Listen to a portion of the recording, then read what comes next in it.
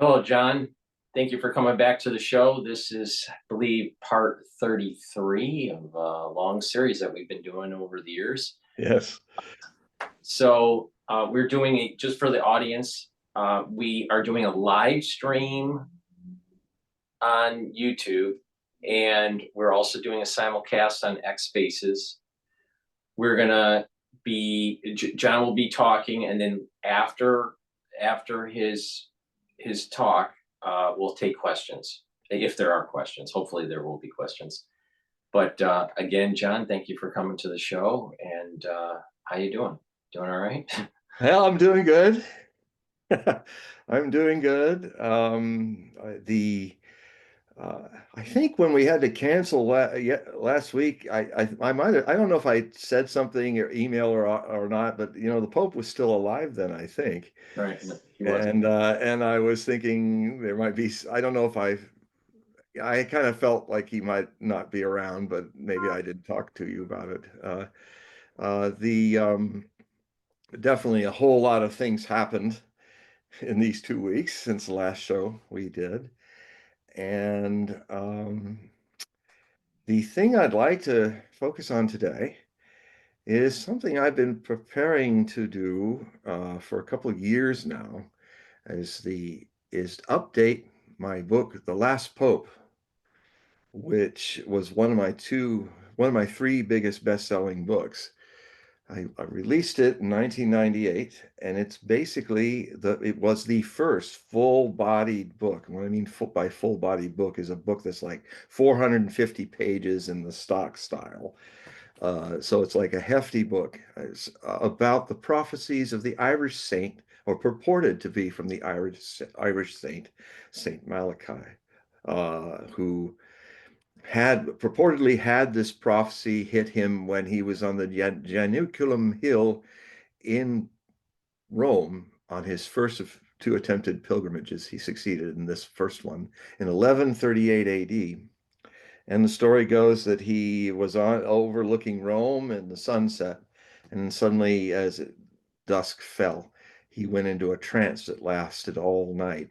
And his scribes, his monk assistants, were all writing down. They were remembering writing down as he started to mumble these Latin mottos of 2 to 3 words, and then wait, and he'd say another one of them until he had, by dawn, 111 mottos, followed by a small paragraph, a coda of about 29 or so words about the final pope. Now, some very interesting things have happened. I will talk first a little bit about being the first person who has studied Saint Malachi in all these thousands of years to propose that now everybody's taking on without crediting me, but I was the first to propose that these prophecies, there's two stories about the prophecies. There's one story that said that there was another church in Italy that ended up being ransacked when the French Revolutionary Army was attacking Italy, and that it had undoubted proof that Malachi had predicted these prophecies in 1138.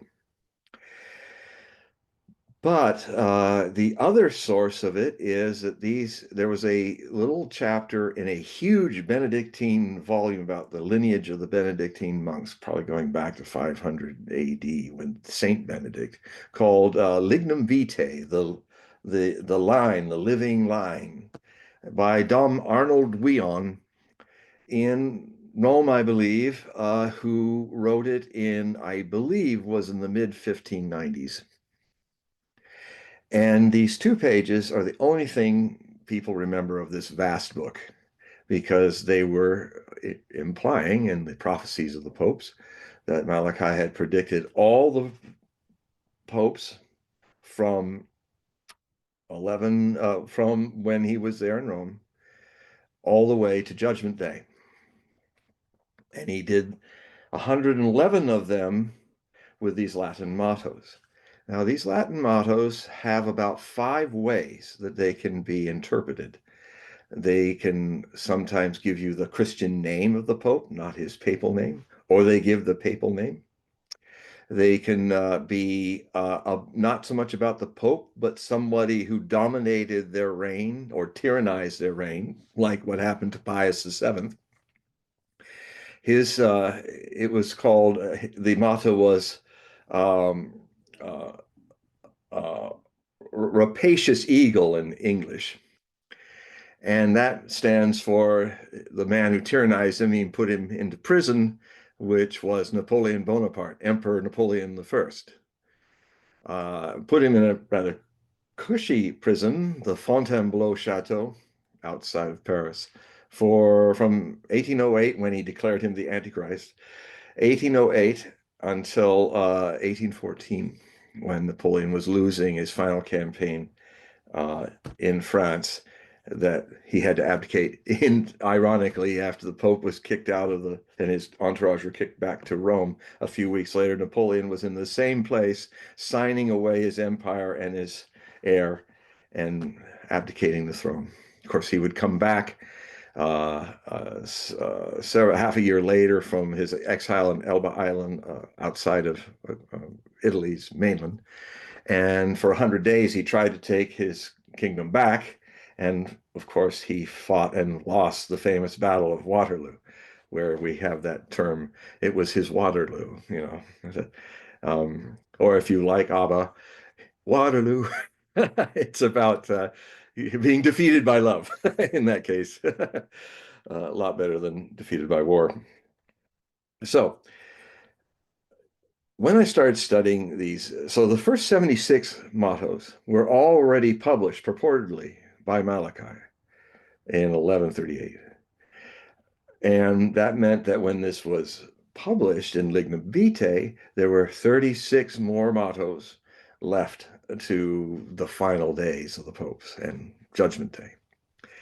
Now, as a prophecy scholar and somebody who actually makes prophecies as well, I the first thing I noticed was something I never had seen before.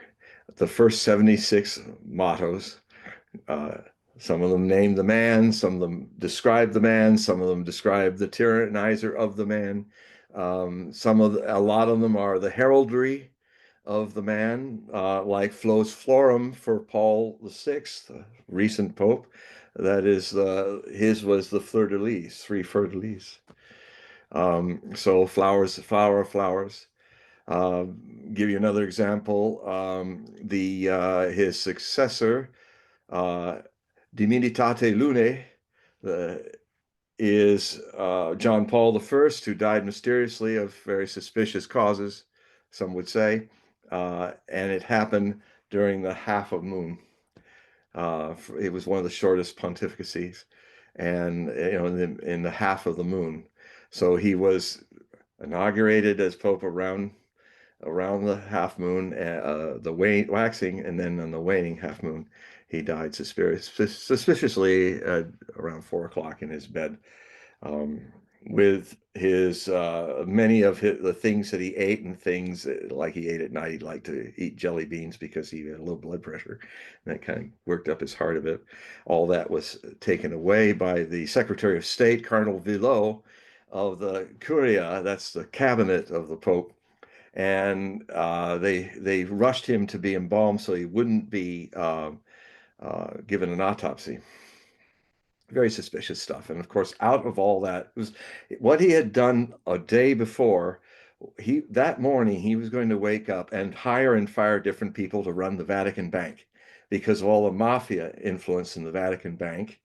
And if any of you've seen Godfather 3, it's a fictional variation on the theme of what happened to John Paul I. And then all the mafioso that ended up being murdered in this scandal, with the last one being hanging from a bridge in Rome somewhere. Um, and and that was also in a Nostradamus prophecy, which is quite remarkable. But so that's one, die half moon to half moon. Then you have John Paul II, the Great, the saint, they say, And his was Dimititate Luna. No, that's not it. What was it? Let me pull it out. It was Labor of the Sun, but let me just find it.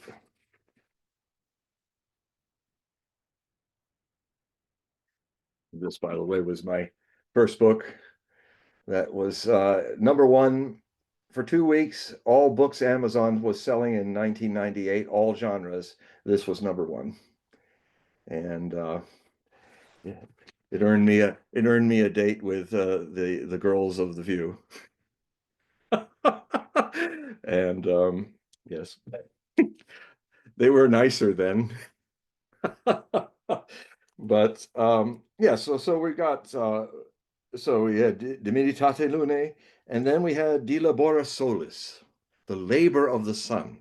Now, a medieval phrase that can mean eclipse. And it's interesting to note that John Paul II was born on a total eclipse, and he was buried on an annular eclipse in the sarcophagus down below the Bernini beautiful altar. And I remember writing when all that was happening, I said, if Cardinal Ratzinger, who's the Carmelengo, who's the man who is the Pope until a new Pope is picked, who later became Benedictine the 16th, his successor, if he kept saying that the prophecy of this was all wrong and just baloney, I challenged him on Coast to Coast AM. I said, if anybody's listening to Catholic World, I challenge your Pope that if he really wants to put his money where his mouth is about that, he should make sure that he does not bury John Paul II on that day, because it would then fulfill the prophecy. And if the prophecy's false, try not to do that. Do it on the 7th, do it on the 10th, do it any day but in that next week, but that day. Well, it went ahead and went, and he fulfilled the prophecy, which this is in action, something I find often happening in my association with Catholic prophecy. As much as the church seniors and fathers and all try to give this, there are certain approved prophecies, but some of the best prophecies, the most accurate prophecies about the Catholic future, are done by the disapproved prophecies. And the other thing too is, I think it's in St. Paul's Cathedral, which is just outside of the Vatican. There are famous ovals. If you look, there's these ovals of all the popes that have ever been, and the oval, there's only one space left for the last oval to be painted with Pope Francis. And people would say, well, Francis, if this lineage ends with Francis, the 112th in the Latin Coda, then we'll know if the prophecy is a successful or a failure. So he's supposed to be Petrus Romanus, the final pope.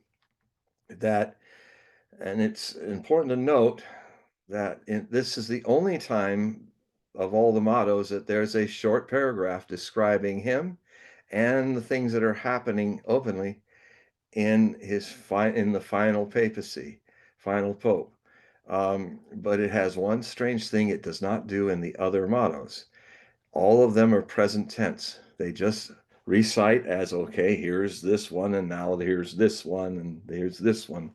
But this coda starts, and then will sit Petrus Romanus, Peter of Rome. Under a time of terrible tribulations, he will try to feed the flock. And it also goes on to say, now he's feeding in both ways. I interpret that to mean in its Latin phrasing from the medieval times. He is feeding in the Holy Eucharist, of course, but I would say he's literally probably in the outreach that the Catholic Church does to feed people, is in a time where there's famines across the world. And there's a number of ways that could happen. One of the ways it can happen is just another thing that's flaring up here in our times, perhaps a fourth front for World War III, this ironic attack of Pahalgam, which I've talked about in earlier shows. Pahalgam, the village of the shepherd, purportedly is where Jesus Christ, when he left, he didn't ascend to heaven, he left the Holy Land, some contend, and went back from his forgotten years, 15 years, which he had been purportedly in Ladakh and Kashmir and Tibet, when they have a recording in the monasteries of him from the far west called Essa. And it's interesting to note that the Talmud, in its many descriptions of Jesus, not very nice ones, calls him Essa. And so uh, just last week, a bunch of Pakistani terrorists attacked on a number of lines across Jammu and Kashmir and killed and went right into the village and murdered 25 tourists in Kashmir, and then also struck, I think there's hundreds more killed and wounded. It was a major event. And this always seems to happen every 20 years or so. I was actually, and in 20 years before, well, I was actually in India in 1990 when there was definitely an Indian missile crisis about to happen, and I literally was, the jets were roaring over the ashram and the Indian Air Force and everything. They were getting ready to go to war, but they didn't know whether the Pakistanis had the bomb yet. India had the bomb, I think, but they didn't know. And what they were seeing, though, is photos from their spies that the Pakistanis were adjusting on their bombers larger grips to hold nuclear bomb-sized bombs. Was that a ruse or the truth? Well, they weren't going to run their hundreds of tanks in a huge blitzkrieg to split the Sindh in two and split Pakistan in two up to the Indus River unless they knew for sure. So they backed off and they let everything cool down.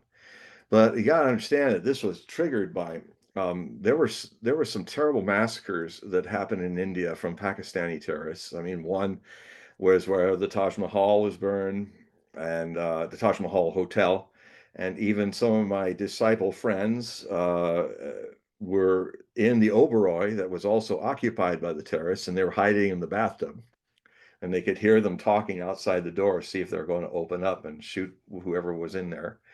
But that even wasn't the worst. There was one terrorist attack that literally set bombs off in Mumbai so that people would run in a certain direction in these crowded streets of Mumbai and run right into even larger bombs. And at least as many people were killed and wounded in that as happened in the 9/11 attacks many years later against the Twin Towers. And so this happens again. And usually the pattern is some things that are very concerning about this, how rapidly the escalation is happening, and also how the the fact that they canceled everybody's visas. If you were Indians in India or Pakistanis in Pakistan, actually today, everybody, and Sunday in Indian time, Pakistani time, everybody, all Pakistanis had to be out of India who had visas, and all Indians vice versa. Um, that's rather prompt and quite a rush. The other thing that's shocking about this is, the CIA has always been, if you want to know people who have no qualms about telling you that global warming is real and have been seeing this for over 20 years, just read the CIA reports that have been leaked that writing about future wars being mostly based on climate change and the world's climate getting hotter, causing 118 areas already have water disputes, 118 countries. And if the water runs out, or if somebody cuts off the Nile, like the Ethiopians might turn off the spigot of I don't know if it's a blue Nile or the white Nile, but one of the two that end up into the Nile River that feeds all the water that Egypt gives. And Egypt said, if they do that, we go to war with them. So it's just one of the 118 possibilities. But what Modi, Prime Minister of India, did this previous week is kind of shocking. He cut off all the reservoirs that are the headwaters to the Indus River, cutting off Pakistan completely from its water source, just like what would have happened with the Nile. And that's that's grounds the Pakistanis have said, just like the Egyptians have said to the Ethiopians, we're going to war if you do that. So they shut off the water. And it's the only big river that irrigates Pakistan's near 200 or 200 million people. So that's an escalation I haven't seen before. And so you're talking about two regional nuclear powers that, if they launch their nukes at each other, could kill hundreds of millions of people in South Asia. But beyond that, it would, if 100 cities are smoking from this, and from all the convection up of all the smoke and radiation from even the South Asian regional ballistic war with nukes. The estimations are that we might have a small, the next year might be a year without summer. And kind of what I call, rather than nuclear winter, I call it deep nuclear autumn. And it could carry off in starvation 1 billion people outside of India. I'm not even talking about the people lost in India and Pakistan, but outside. So, that would be a a tremendous change of things. So these we are living in times of great change, and one of the great changes that has happened is that Francis has finally succumbed after 12 years. And it is interesting to note that when I wrote about him in a book about Pope Francis and the papal prophecies, which was an update I did, very popular, you can find it on Amazon. Um, and just go to Hogue Prophecy. Just go to any of my books on Amazon and click the author's page, and you'll run into it. Well, it's one of my best-selling books because it's kind of short and it gets to the point about what might happen with the new pontiff, Francis. Um, it's interesting to note that I don't recall now if he himself has Peter in his name, his birth name, but again, one of the motto's clues is the name of the pontiff. Uh, the name of Saint Francis, his full name, has Bernadotte, I think was his name. His father was a Francophile. He often did trading from Italy into France, married a French wife, and so he's got Francesco Pietro Bernardone. He's got a number of names. So Peter is in it. And what then Francis did in many of his reforms, one of the things he did is he has shrunk the title of the pontiff at any time as simply like what Peter was, a bishop of Rome. That is the official title of the Papa, of 1.7 billion Catholics around the world, is basically the Bishop of Rome. So if Pietro, but Pietro's not his first name, it's not his dominant name, but it was kind of linking, maybe this might say that Peter is of Rome is actually Francis, because Francis the saint had in his birth name this. It would be more interesting if it was something more significant. So anyway, so I was in an interesting place, as I am with a lot of things I predict. It's often I'm predicting, trying to see what's in another room, in a beyond a closed door. And I get certain instincts about what is beyond the closed door, like what may happen with Francis, to give one example. What may happen if we're in a Ukrainian missile crisis, like we were at the end of last year. And then when the door is opened and that we're in the crisis, it helps give new insights that can only be added to a prophecy when it's activated. And that's by moving through this door of the present into a future time. And now that Francis has passed, and now that we're seeing some of the new people coming up, I have a different feeling about this very strange thing that Malachi did. His 111 mottos, uh, and there's ways I'm going to describe it, not just from St. Malachi's own prophetic vision, but added to that is the vision of the ancient Benedictine prophecy that saw something that in the Catholic faith is far more significant in the end times, in their eschatological prophecy, than what the Protestants throw into the book of Revelations. It's interesting to find out that the Catholic Church is more leaning towards the preterist view. In fact, it was a bishop, I think, a Catholic bishop, who had written in I think the 1600s, early 1600s, this whole concept that the prophecies that are attributed to the book of Revelation can equally be attributed in a more metaphorical sense to everything that happened in the first century up to 70 AD, which marks the beginning of the Christian mission. It is that date when the dominant Jewish religious era ended with the burning of the temple, destruction of Jerusalem. And if you read that point of view without your Sunday school biases that's been programmed into you, if you read the book of Revelations, and especially have 2/3 of it, which is the letter to the churches, it very much argues in favor of this thing that's coming, that the churches have to get ready. This age-changing thing is not 2,000 years in the future, but in their lifetimes. And indeed, even Jesus said to some of his disciples, when he made the famous statement before he walked up with his disciples to get further illumination from his own direct prophecy about end times, or the end of an age time. It may I'll get into what these ages are in a moment. That comes from another source. There's Malachi, there's the Benedictines, and there's also a near contemporary, a little farther ahead than Saint Malachi, whose name is Joachim Giacomo di Fiore.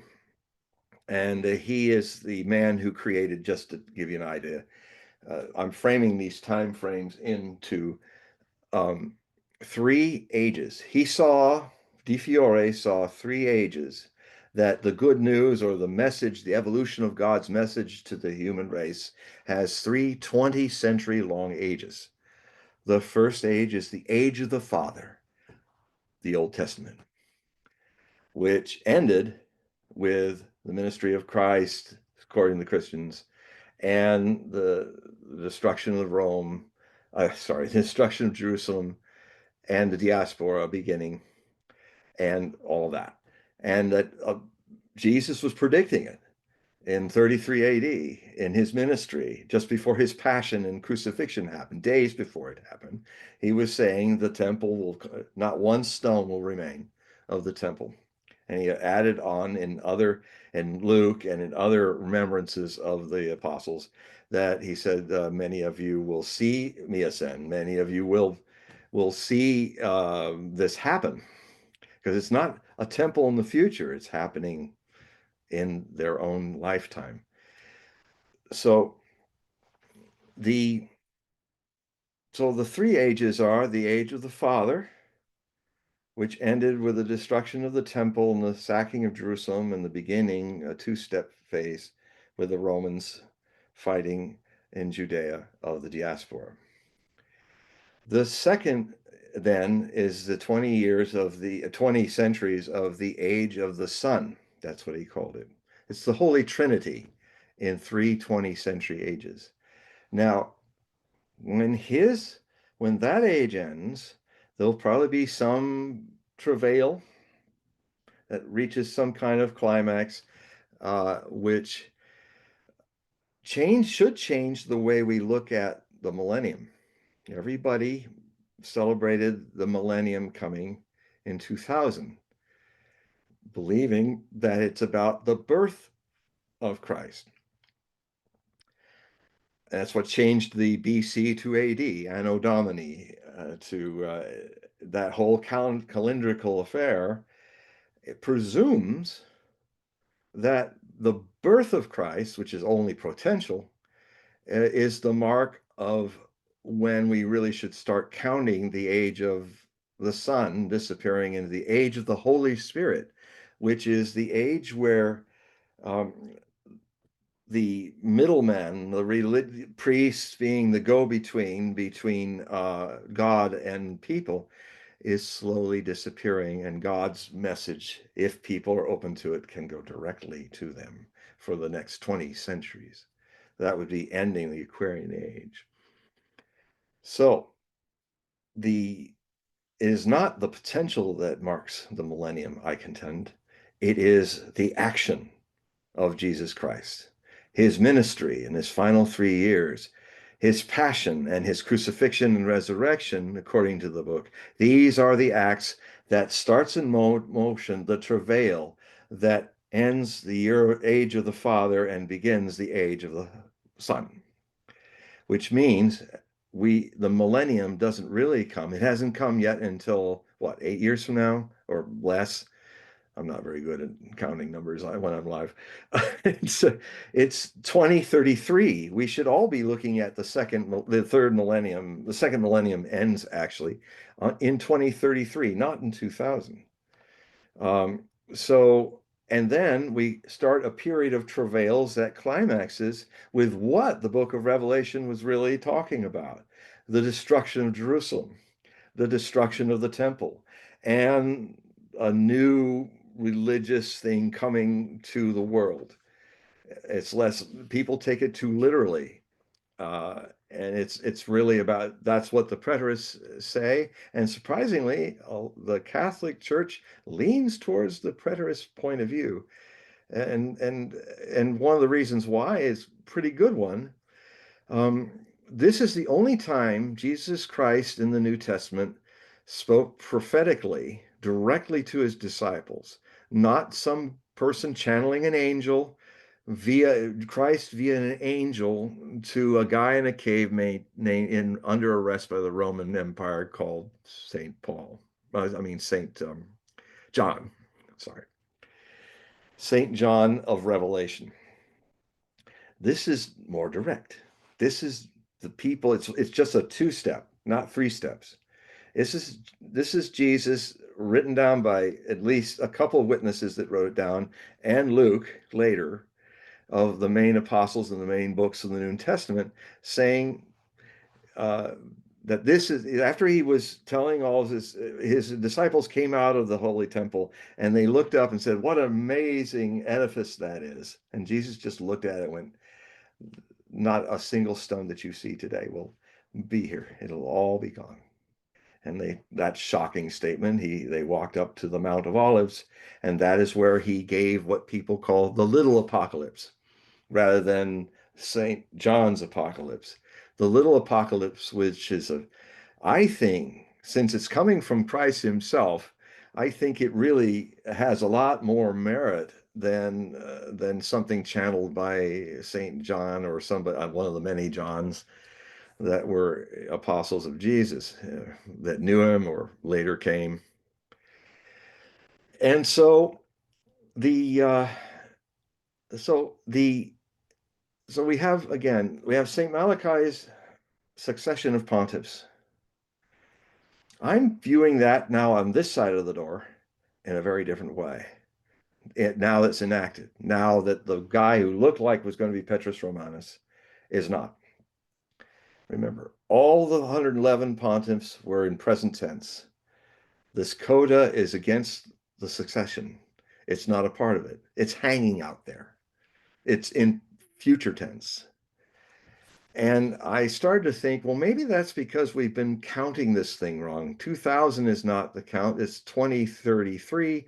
And in the case of, if we're looking at the bigger sphere of the prophecy of the three ages, just like the last age, if the preterists are right, ended with the very dramatic ending of the temple and Jerusalem, and that Christians saw this as the beginning of their age, and he called it the age of the Son, that the age of the Son will also have a travail, a tribulation that it has to go through. And if I count from now or so, we're talking, what, 2070? How many years is that between today and then, Paul? I'm throwing it to you. Wait. So what year? Wait, Well, if you count, if the 2070, how many years is that away from 2025? 2070 to 25. No, 20, yeah, 2025. How many years does it take? How many years is it to 2070 from 2025? 45. Yeah, really? 45. Okay. Now, 2070, 2070 minus 2025 is 45 years. okay, how many years is it from 2033? 2033 minus 2070. Talking 37 years. Yeah, okay. Yeah, so what is intriguing about that is if Francis is not Petrus Romanus, that's what I'm saying. But he's also not part of the succession that Malachi broke. And here's why it breaks at 111. The succession doesn't continue. It just goes to the end of Judgment Day and who's the Pope. That I contend that that means that he is, and this is where I get back into the apostasy. The great crisis of faith is the cornerstone to revelationary prophecies of the Catholics. It's the most emphasized. At the very top, a schism, a crisis in belief. And it's not me saying it, it's Jesus saying it. In fact, in my update of this book, I'm going to go through Matthew 24 through 27, and I'm going to look at some things that have dogged me for all the years I've been studying the Bible. And I'll give you an example. I think it's in Matthew 27, the statement that, and I'm paraphrasing, people will say when this time comes, many people will come to me and say, "What, we cast out demons and we healed the sick and we did all these wonderful things in your name."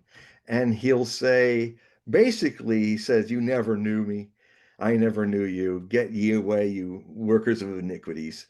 And the reason being is, folks, there's no such thing as Jesus Christ. It's made up. If you were in a time machine and you managed to land and see him going into Jerusalem with on the donkey, and if he yelled out, "Hey, Jesus," he wouldn't look at you because his name is a Jewish name, Yeshua, Joshua. He is a Jewish reformer. It's St. Paul that made him into a Gentile religion. And so I really think Christianity should be called Paulianity or Paulinanity.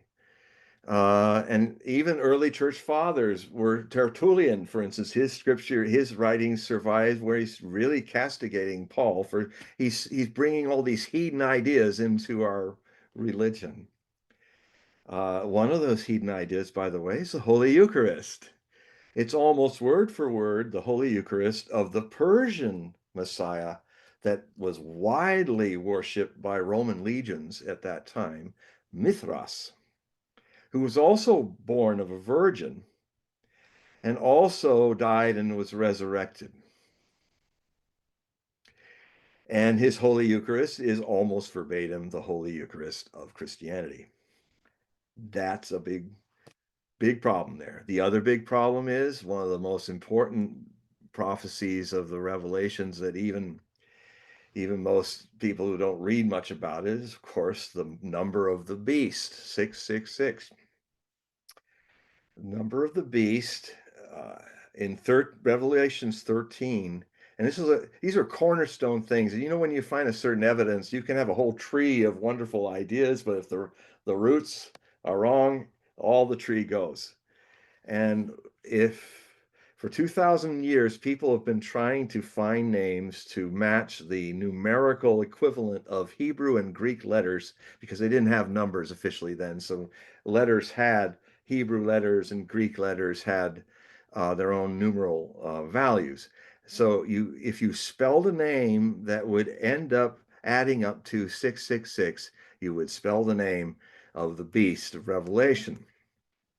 Well, the beast of Revelation One name that comes up very quickly is in Greek, Neron Kaiser. You know, Revelation's written in Greek, so we'll take the Greek word for it. It's the same in Hebrew, I think. Neron Kaiser. Nero Caesar is the beast of Revelation, not somebody in our time. You can't make Trump out of it. You can't make this person or that out of it. I've had people, thousands of people, been giving me numerical equivalents, and you know, it just doesn't work because it's not in the Mediterranean. It's not following the other things of Revelation. And then when you think about that, that's a later edition. We've talked about this before, but it has more pertinence now in relation to this situation. You know, is Revelation really just something that's about contemporary times of 33 AD through 70 AD, or is it really about something that's about to happen to us? And I must add, which I did in an essay in my book Messiahs in 1999, I wrote this essay called From Propaganda to Armageddonomics. And that basically looked at how I contended even back then that the whole Revelation prophecy game that's been going on for 2,000 years is one vast hypnotic suggestion. And you can make things happen in the future if you have enough people hypnotized to do it. And with the Christian religion, all of its sects, including its largest, uh, are kind of anticipating that in the future, except the Catholics, if that know their prophecy. Um, it's about the apostasy, the crisis in faith. Well, the thing that's happened is that so that brings me to the Benedictine prophecy. Because this idea of the apostasy, of course, has been as old as the New Testament has talked about, Jesus talking about it on the Mount of Olives. And important to remember the Mount of Olives because it comes up more than once. It comes up in St. Malachi as well. And it, the first thing is that the Benedictine prophecy said that when the apostasy happens, this crisis of faith, it'll be caused by a pope named who is a Benedictine pope. Now, sometimes prophecies get some things right, and they get the essence right, but they assumed that it would be a pope named Benedict. Well, the motto that breaks the succession is with Benedict the 16th. Benedict is not a Benedictine, he's a Celestine monastic order. But he wears white and he loves Benedict, and he's presumed to be Benedict returned to bring conservative values back into the church, to do what Benedict did in the 500s to make the church survive its birthing pains. And that's why he's one of the great saints. Um, so he's not a Celestine, but Saint Malachi in his motto, if it's St. Malachi, but even if it's somebody under another name in the 1590s, we'll get back to that. He's the prophet or Malachi is the prophet who says that the motto will be De Gloria Olivae, the glory of the Olivetan or olive. There is an offshoot Benedictine order who wear white robes like Benedict, is a Celestine. They're called the Olivetans. They're charged with the interpretation and prayer towards preparing the world for the little apocalypse that Jesus said on the Mount of Olives. Olivetans, olives, olivae. So with that, with him being the break, because the apostasy is a schism in the church. And I'll just say right now that right now, the West, in main North America and Europe, belief in the church is waning. But in South America, and also, although there's a lot of progressive in South America, there's an evangel movement of conservatism in the Catholic Church across South America, and also in the booming parishes of Africa and Asia. And when you look at the 1.7 million people, the vast majority of Catholic believers want tradition. They're against this progressive move. They are against the Vatican too. Now, I started to prepare the update for the last Pope when I saw that the Pope was having trouble with his knee, and I feel his time is coming. And so I started preparing for the update so that I can maybe make it happen 6 to 8 weeks when he dies. And so I did this mainly because he was talking about he was open to retiring like what Benedict did, which basically is a break in the tradition. That's the first thing that makes this. So he was open to doing that, but before that, all the popes served until God called them, and for a long, long time before, there was only one other person that was kind of tricked to drop the pontificacy. And it did lead to a really dark time, but they got through it in the church. Um, so this this this break is already in the traditions. The Bishop of Rome, the and I'm not against it myself. I'm just saying that this line of we had a very conservative Benedict the 16th, followed by the most progressive Pope in history. Uh, which last week I one of my great sources for a lot of my stuff is watching Judge Napolitano and Judging Freedom. He has great guests on. Of course, he's Italian American and he's a traditional Catholic. And with good nature, he said, "Well, I gotta admit, he was saying to the guest, um, which it was Alistair Crook, an incredible specialist on the Middle East. He speaks fluent Hebrew and Arabic, and he's always a great source for finding out what Hebrew news is really saying." Um, and anyway, so he's saying to Alistair Crook, Papal's Crook, by the way, not a crook. It means it's an old English word for crook, as in crook of a saint or something, with an E. Uh, he was saying, well, as far as I'm concerned, I'm still waiting to have a pope that's a Catholic. He laughed at himself, but he said, even, I don't basically he didn't consider, and I know that he was being polite because a lot of other people that do not like Vatican II consider him a communist, a socialist. And so it doesn't get in the news a lot, but there's the move is towards a schism. And that so I'm contending that whoever's the Pope elected, well, Francis is one of them, and whoever is going to be elected next in this long period of time, if this transition tribulation is right, um, um, even if he's a long-lived Pope, we're going to have at least two more people be Pope, at least maybe three, before we get to 2070. And Francis then is not Petrus Romanus.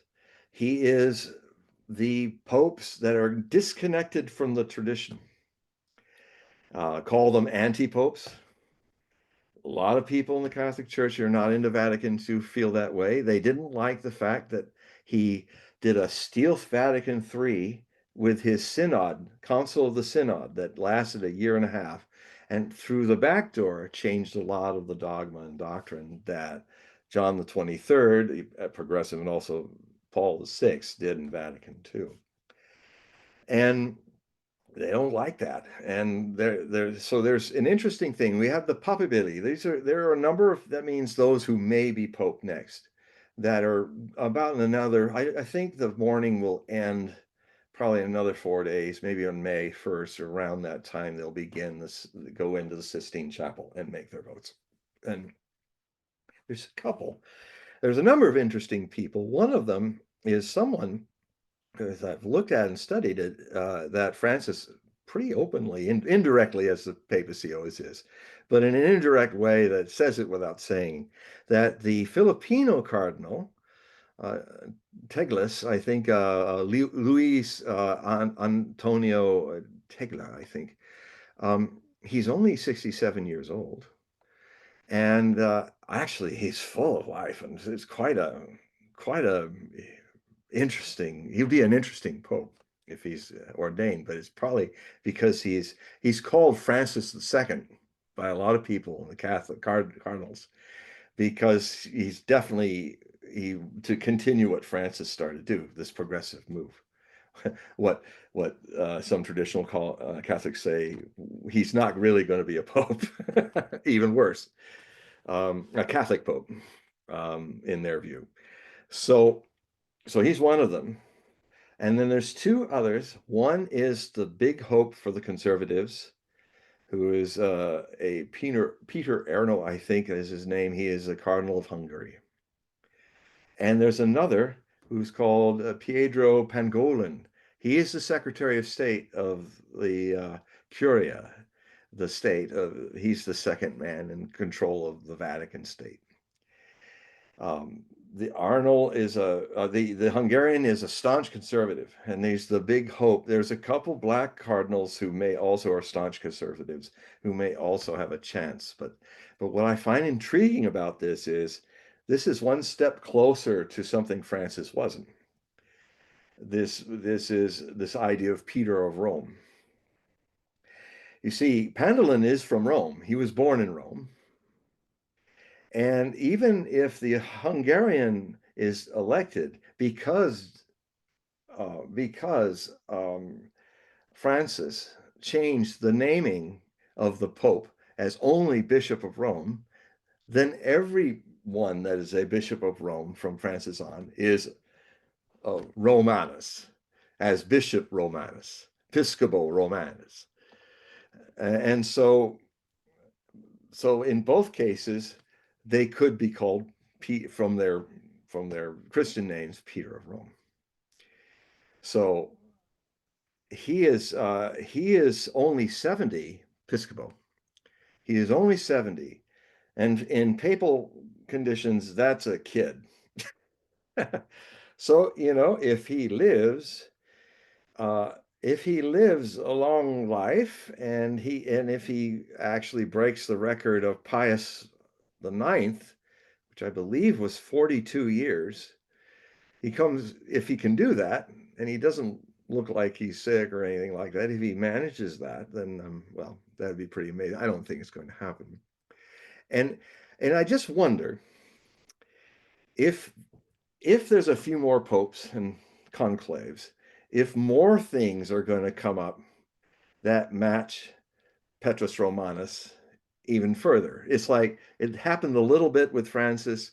It's maybe happening a little more unless the Filipino cardinal gets it.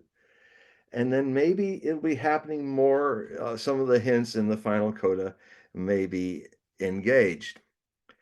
So the final paragraph is quite terrifying, because it says, that I'll give you some of it, is that he will be feeding. There will be Petrus Romanus, Peter of Rome, feeding the flock in terrible tribulations. So feeding them the Eucharist of the faith, and literally Catholic outreaches, probably trying to feed the starving billion Catholics. And something that's happening, global warming, this or that, I don't know. And then he said, the city of the seven hills will be destroyed, and the awful judge shall judge the people. Pretty doom and gloom there. So that kind of looks at that collective vision of the destruction of Rome, which came up in some interpretations for the Fatima prophecy, that Ratzinger released during Paul's pontificacy, which that's a whole other story, because that was a fake prophecy that Ratzinger put up. We can talk about that another time. So that leaves us with an interesting contrast. Now, death and destruction and pain can also be a prejudice of the prophet that sees it, that cannot see a world that's changed from the world that it expected. Because so Malachi sees doom and gloom, but his near contemporary, who has created this framework that Malachi may be unconsciously being a part of, as the Benedictines have been a part of way back, he sees the age of the Holy Spirit as something beautiful, as the fulfillment of all the labors of the age of the Father and the age of the Son. And there are parallels that I'll show in the book from the Buddhist prophecies of the future, is that at this time there would be someone called the Maitreya, the friend. And I will just contend, I will give grounds for it, but I think I actually was a disciple of that man, and his name was Osho, because he broke the tradition in so many ways that Buddha said in 25 centuries, when the wheel of Dharma is moved again, the wheel, the spiritual practice will be renewed.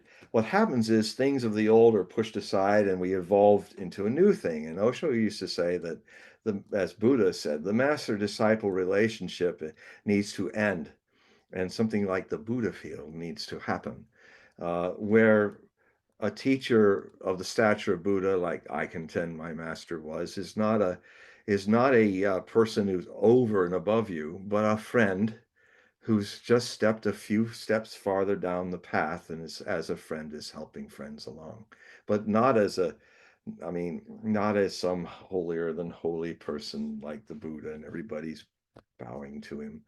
And so in Buddhist prophecy, the master disciple relationship in 25 centuries later would be ended for something that the friend does, which I contend in my book that I wrote about this in the Messiah's book, The Buddha Field. It's a new concept in this new age. Secondly, I have my American rabbi contact to all the main Kabbalists in Jerusalem, who they see the age of the Holy Temple being in your heart. Now, we've talked about how it may come down from heaven, already constructed and all of that. But it's interesting that if the Holy Temple is in your heart, then God need not go through a middleman to be there. And maybe your friends that once were priests and people have know this thing in their heart can share it with you. But there's not like a two-step situation anymore, because the age of the Holy Spirit means the Holy Spirit is available for all people, whether they see it from the Buddhist point of view or the Christian point of view or in any other point of view. So there's a correlation between what Di Fiore, Joaquin Di Fiore, was foreseeing in the early century after Malachi. And what he was doom and gloom is, see, Malachi is on, his vision ends at the door closing on the Christianity that he knew. That's what I'm saying. But Joaquin Di Fiore, I contend, could see better what was hiding behind the door. And it's very similar to what happened with the Hopi prophecies of southwestern United States. Their idea of that we've lived through four worlds that have been destroyed and recreated to start things anew. The last world, the fourth world, was born from the third world through a great flood, just like we have the flood stories in the Christian, Muslim, and Jewish, Hebrew religions. They also saw it as a great flood. Now, we can debate what flood they were seeing. Certainly, the memories that go back to maybe 10,000 BC, when the oceans started to rise, we're already seeing evidence that the civilizations are underwater around India, cities that existed at the sea level that was around during 10,000 BC, and then again halfway up, about 340 feet below the current sea level. So all the ancient peoples have some memory all over the world of a flood, and that the one that science could say happened was then, 10,000 BC, which indicates that civilizations have had memories going farther back than we officially declare. That's a whole other story to talk about. Uh, Archaeology has its dogmas as much as religion does. So that um, so basically, this I maybe I'm all wrong about this, but I'm finding some correlations here that are quite interesting, and it looks to me like it could we will have to see what happens from 2033 up to 2070, and that era will begin then. But what happens in this new, we are now in the tribulation, by the way, of the Hopi prophecies. All their final warnings. One of my most popular books is called The Essential Hopi Prophecies, and it's also on Amazon, so check it out. It's my best-selling book right now, consistently since it's been out. And it just strips down all the myth that's been added by the Hopi prophecies becoming popular. And therefore, there's a lot of cranks out there who believe they're what they're saying and putting out Hopi prophecies that don't exist. So I thought I'm just going to do what I did with that I consider John G. Fuller's book on Close Encounters of the Third Kind the best book because it happened before it became a fad, a thing that everyone wanted to put their 2 cents into. It was just Barney and Betty Hill freaking out because they lost 3 hours of their trip from one town to another, and they wanted to find out what it is. And fortunately, the psychoanalysis guy was just a good Jewish shrink who had no interest in any of that. And if they're seeing UFOs and he just did the hypnotic thing right. He never gave anything to them to he never like would ask, is it those people you talked about? Yes, because when you're under hypnosis, if somebody asks you a question like that, they'll say yes. So he just said, and he just would just pass it. And what happened next? And then what happened next? And so he didn't get involved in the suggestion. He didn't offer any suggestions. That's truly the way hypnosis should be. And a lot of people who've seen a lot of stuff about UFOs and all and even written books about it, when I look at their sessions, I'm saying, oh my God, this guy's an amateur. He's leading the person on back in his hypnosis. You mean those are the grays? Yes. Um, he should have said, and what do they look like? See the difference? You don't give him the answer, and he goes, yes. He said, well, what do they look like? And and then if the person said, well, they were gray and they had these big black eyes and a little slit as a mouth, and he could say, were they wearing anything? He never would say, are they the grays? Amateur. Uh, so So what we're in now, I contend, and have been for decades, that the 2020s are the beginning of the Hopi purification by fire. So we're in now. I've talked about the Buddhists, I've talked about the Benedictines. I'm now bringing the Hopis into this convergence of very different things, including in prophecies of the Catholic prophecies are indicating, trying to grasp what's going on in our turbulent times right now. I mean, India and Pakistan about to go to nuclear war.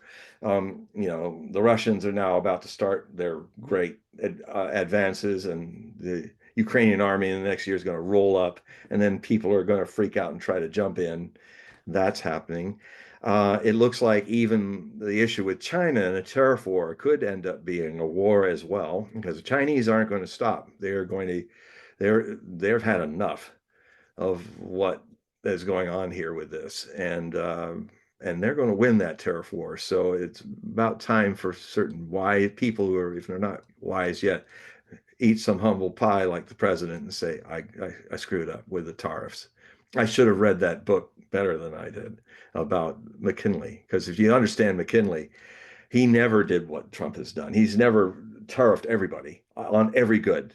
He only tariffed those certain goods by 10% or more, or a little more, that German steel and like the steel industries, German steel and British steel were trying to be cheap enough that Americans wouldn't buy American steel and it would hurt Americans. So he didn't like put 100% stuff like that. It's just off the off the wall. I won't say the F word. And so um, and it's blown up in his face. And it's set in motion actually a whole new world, because what it's done is everybody's leaving the dollar even faster now. He's literally, I show you, see this US dollar and light it off. There. There, what are you going to do about it? Keep burning them, honey. Keep burning them, they're going to say in Beijing.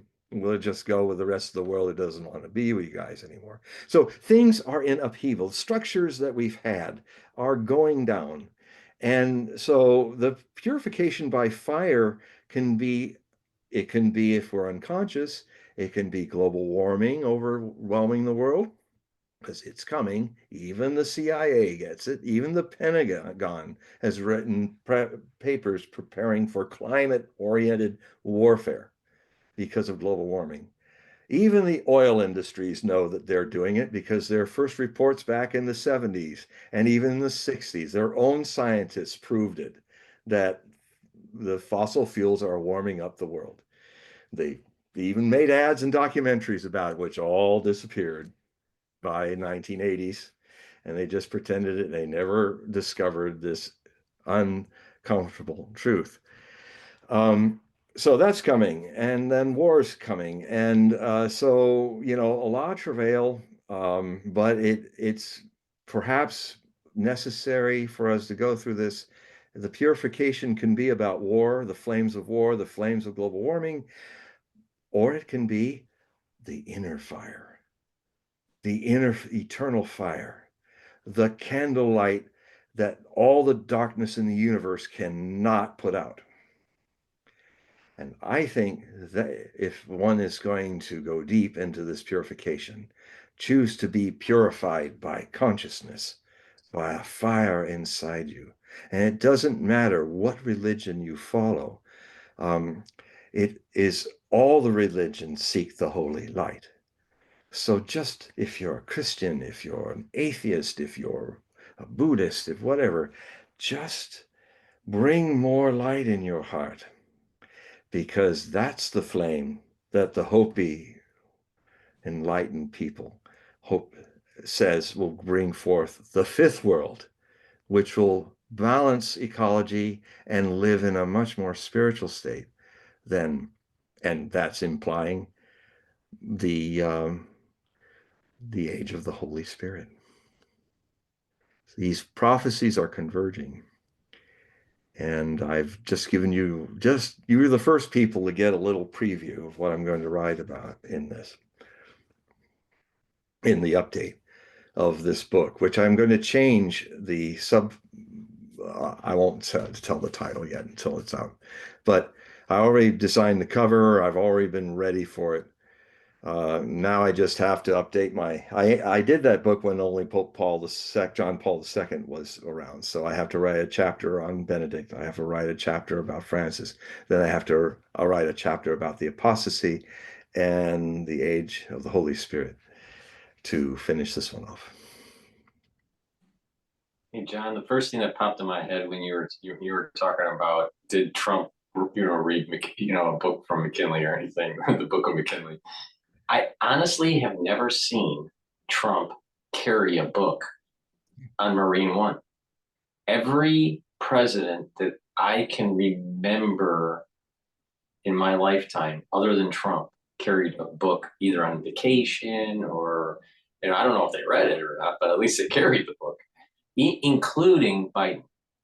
But Trump, I've never seen him carry a book on Marine One. Of course, we don't know what books they were carrying. It might have been some a report. Sometimes they're published, or maybe it was. A lot of times they'll have, they'll have a novel or, Hmm. a book that just came out. It's usually a hardcover, it's just, something you would get at Borders or wherever, Well, one thing we can agree on, yeah, Trump definitely he has ghostwriters writing his books, but he doesn't write himself. He right. probably, and I can tell you something about it because I saw it. There was when he was watching Biden's, well, yeah, no, it was when he's watching the Democratic convention and watching what we almost forget her name now because she's gone, the vice president in Biden's time, that she was doing her acceptance speech, and they filmed him in his office. I think it might have been in Trump Tower or somewhere else, and he was amazing how he just doesn't do it through books. But he was sitting there and he would look and then he'd turn to the gal to type out and he'd do a Truth Social blurb live. He was showing the live responses and he would come out with a perfectly tailored sentence. Everything's right, just verbatim. And it was good sentence. And so he's a his brain pan has another thing going on than any president that's ever Well, been. I mean, he's more of a marketeer. Yeah.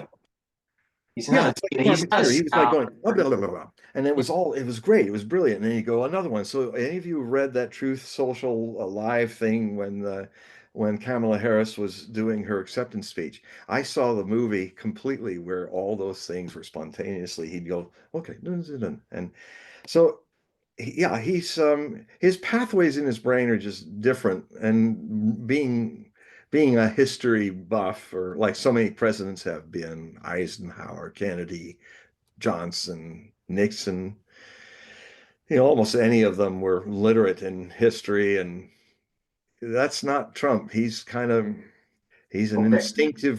instinctive, Yeah. don't think, do it kind of He person. he was Sometimes that he was works. Sometimes it doesn't. he was called off on Larry King Live. Remember Pat Buchanan? Oh yeah, Pat All right, Buchanan. so Pat Buchanan sometimes would host when Larry King was on vacation, Yeah. or he would co-host, all right, Yeah. with Larry King. And if I'm not mistaken, I believe there was an episode in the early 90s where Pat Buchanan was hosting Larry King Live on CNN.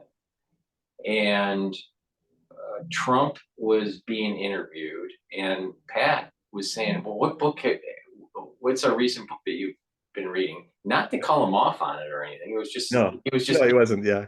and you could tell that Trump doesn't read. He just doesn't read. He doesn't read like normal He people. reads business reports. If it's he reads, he reads about something he wants to buy. He'll get all that and he'll get the researchers out. But yeah, he doesn't straight up read books. But he does. He'll read reports. He'll do all that. But he should ask him, what report did you read last? He But probably when would he have was said, being called off on it, yeah. then he pivots and goes, um, "Well, I just read my Art of the Deal book," or something like that, to just kind of like deflect it. But Yeah, when because Pat he ghosted Buchanan, it. well, he's Pat Buchanan is like a historian though. He's read a lot about history, and Oh, so Pat was one of my best sources for the right-wing point of view of things. When I cited him as a great source, if you want to know what hard conservatism worldview is, he was one of the most erudite. He's the for the left. Chris Hedges is my guy. Is one of the most intelligent thinkers on the extreme left.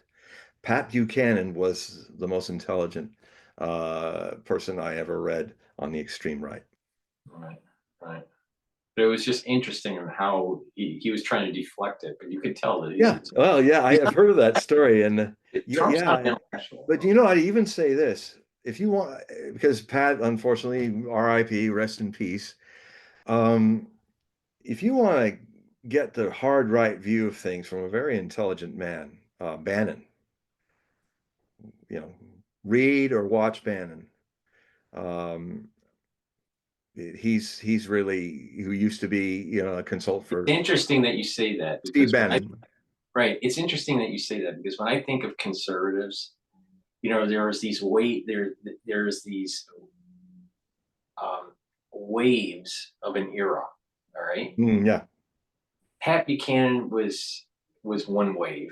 yeah, he was different era. Pre-Bannon, you know, Pre-neocon yeah, in a yeah, lot of ways. yeah, yeah.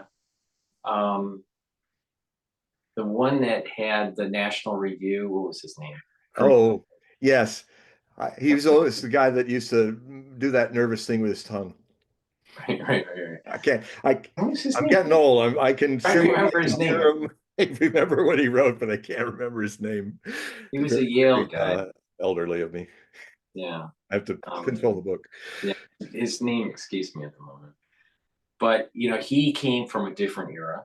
Oh, totally. He was more um um the vice president of, which one was Carter? Carter's vice president. For Carter was The Mondale. senator from New York.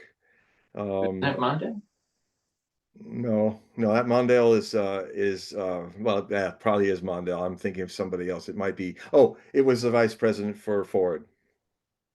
Um, I don't know who that was. yeah, anyway, he was governor of New York,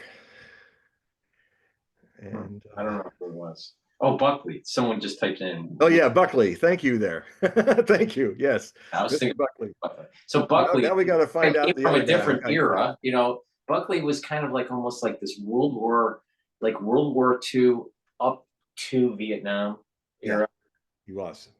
and then Buchanan Buchanan was up to Buchanan, Vietnam right, to right, the through the 90s. Reagan era, right. Yeah, he's Reagan era. He was definitely not a neocon, although he had some pretty right wing views. But that was a whole other kettle of fish that really blossomed in the 90s.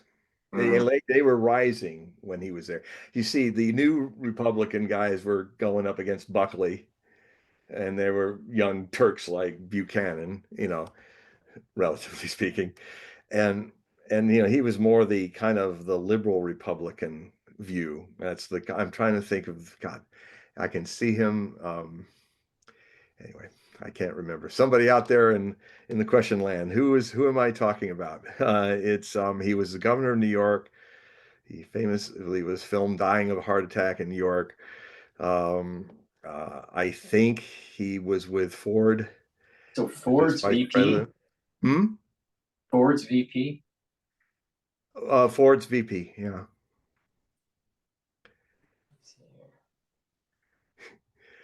This is old folks time. Right. I'm trying to find it here. List of vice Starts president. with an R. Let's see here. I'm in Wikipedia. I'm just gonna scroll down and find it. I'm going to do the same. Wait, was it Rockefeller? Rockefeller. See, it started with an R. I Yep. didn't realize it was Rockefeller. Oh my god. It was Rockefeller. Oh, Yeah. that's right. Because Yeah. wow. Well, I got the R. Missed all the rest. Yes, Rockefeller. Wow. New York as you come. But really a scion of liberal republicanism, which, Buckley would be considered a Democrat now. Nixon would be a Democrat now. Buckley was an interesting guy. He was. He was a very smart guy. And Oh yeah. and he said that he would write something. I think you'd appreciate this.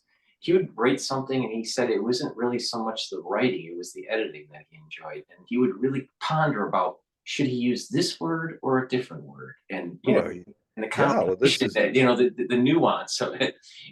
well, yeah. This is the word craft. That's what I'm kind of a different person when I'm talking off uh, moment to moment, but in my writing, I'm very much.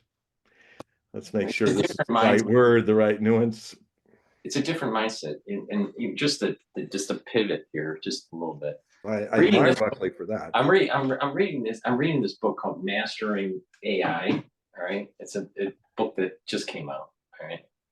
And Okay. there's a chapter in here that's talking about how this type of technology is going to change the way people converse, and that you may have a major strata of society that actually loses the art of writing.